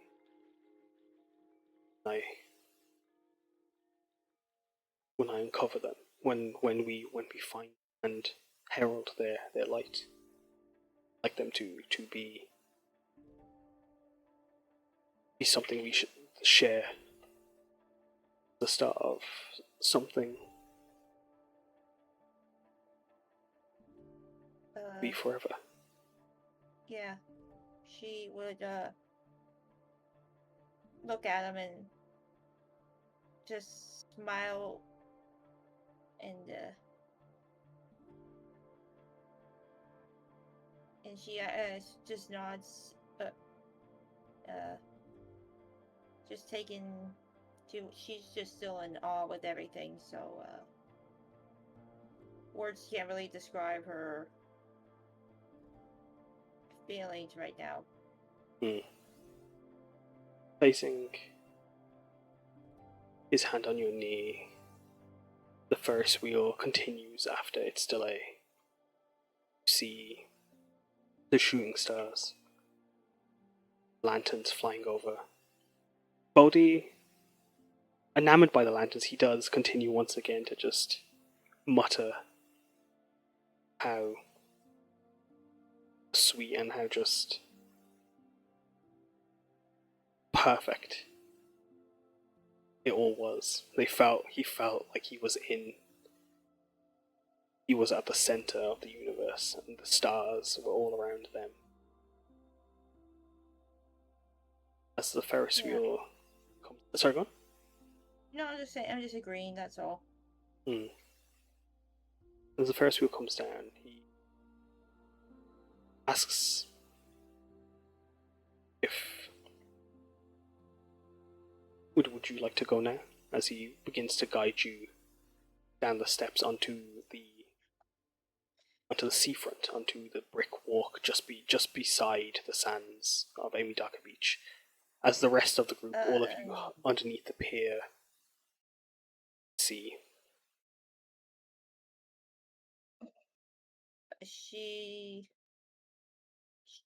Because she was so encaptured with all that beauty, she completely forgot about the the other stuff that everybody else planned. And now she's like, oh, I don't. She completely forgot.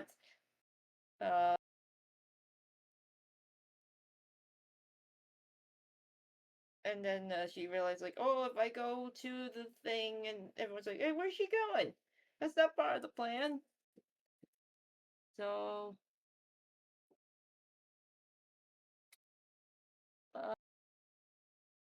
As you brought down, and you recall. You watch as his lips do turn into a slight frown, and you start. It's not off. But you're right. We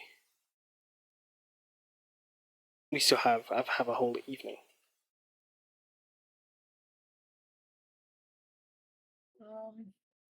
I just looks up to the skies. No, they won't be gone. They'll still be there.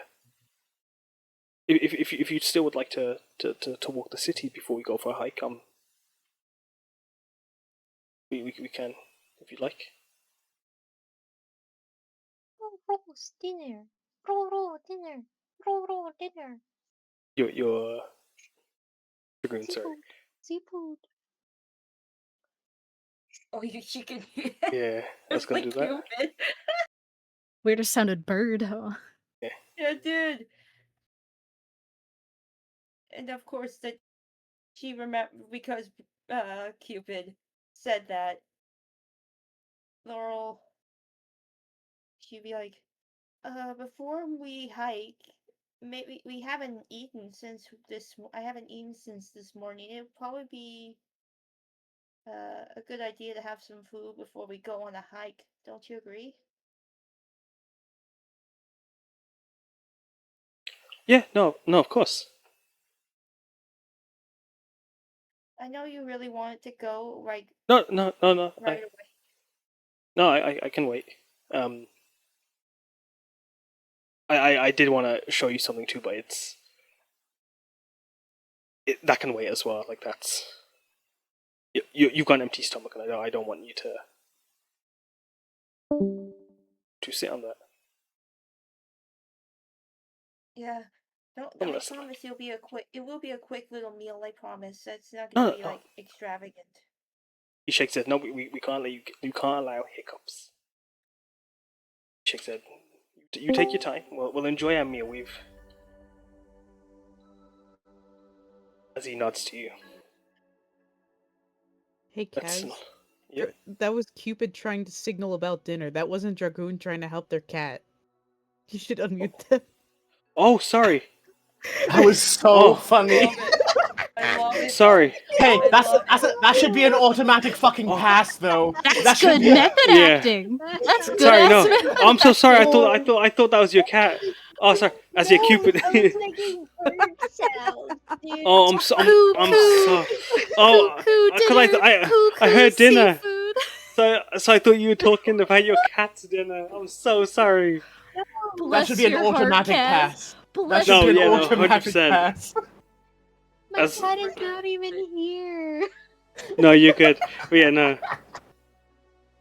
I was going dinner. That was very good. No, Seafood. give yourself inspiration, but also, yeah, as like you remind them of dinner. That's where we can end the session. Yay. As Oh, that's they've been prepared for. I'm so sorry. It's okay. It's just really funny. Oh my god. So sorry.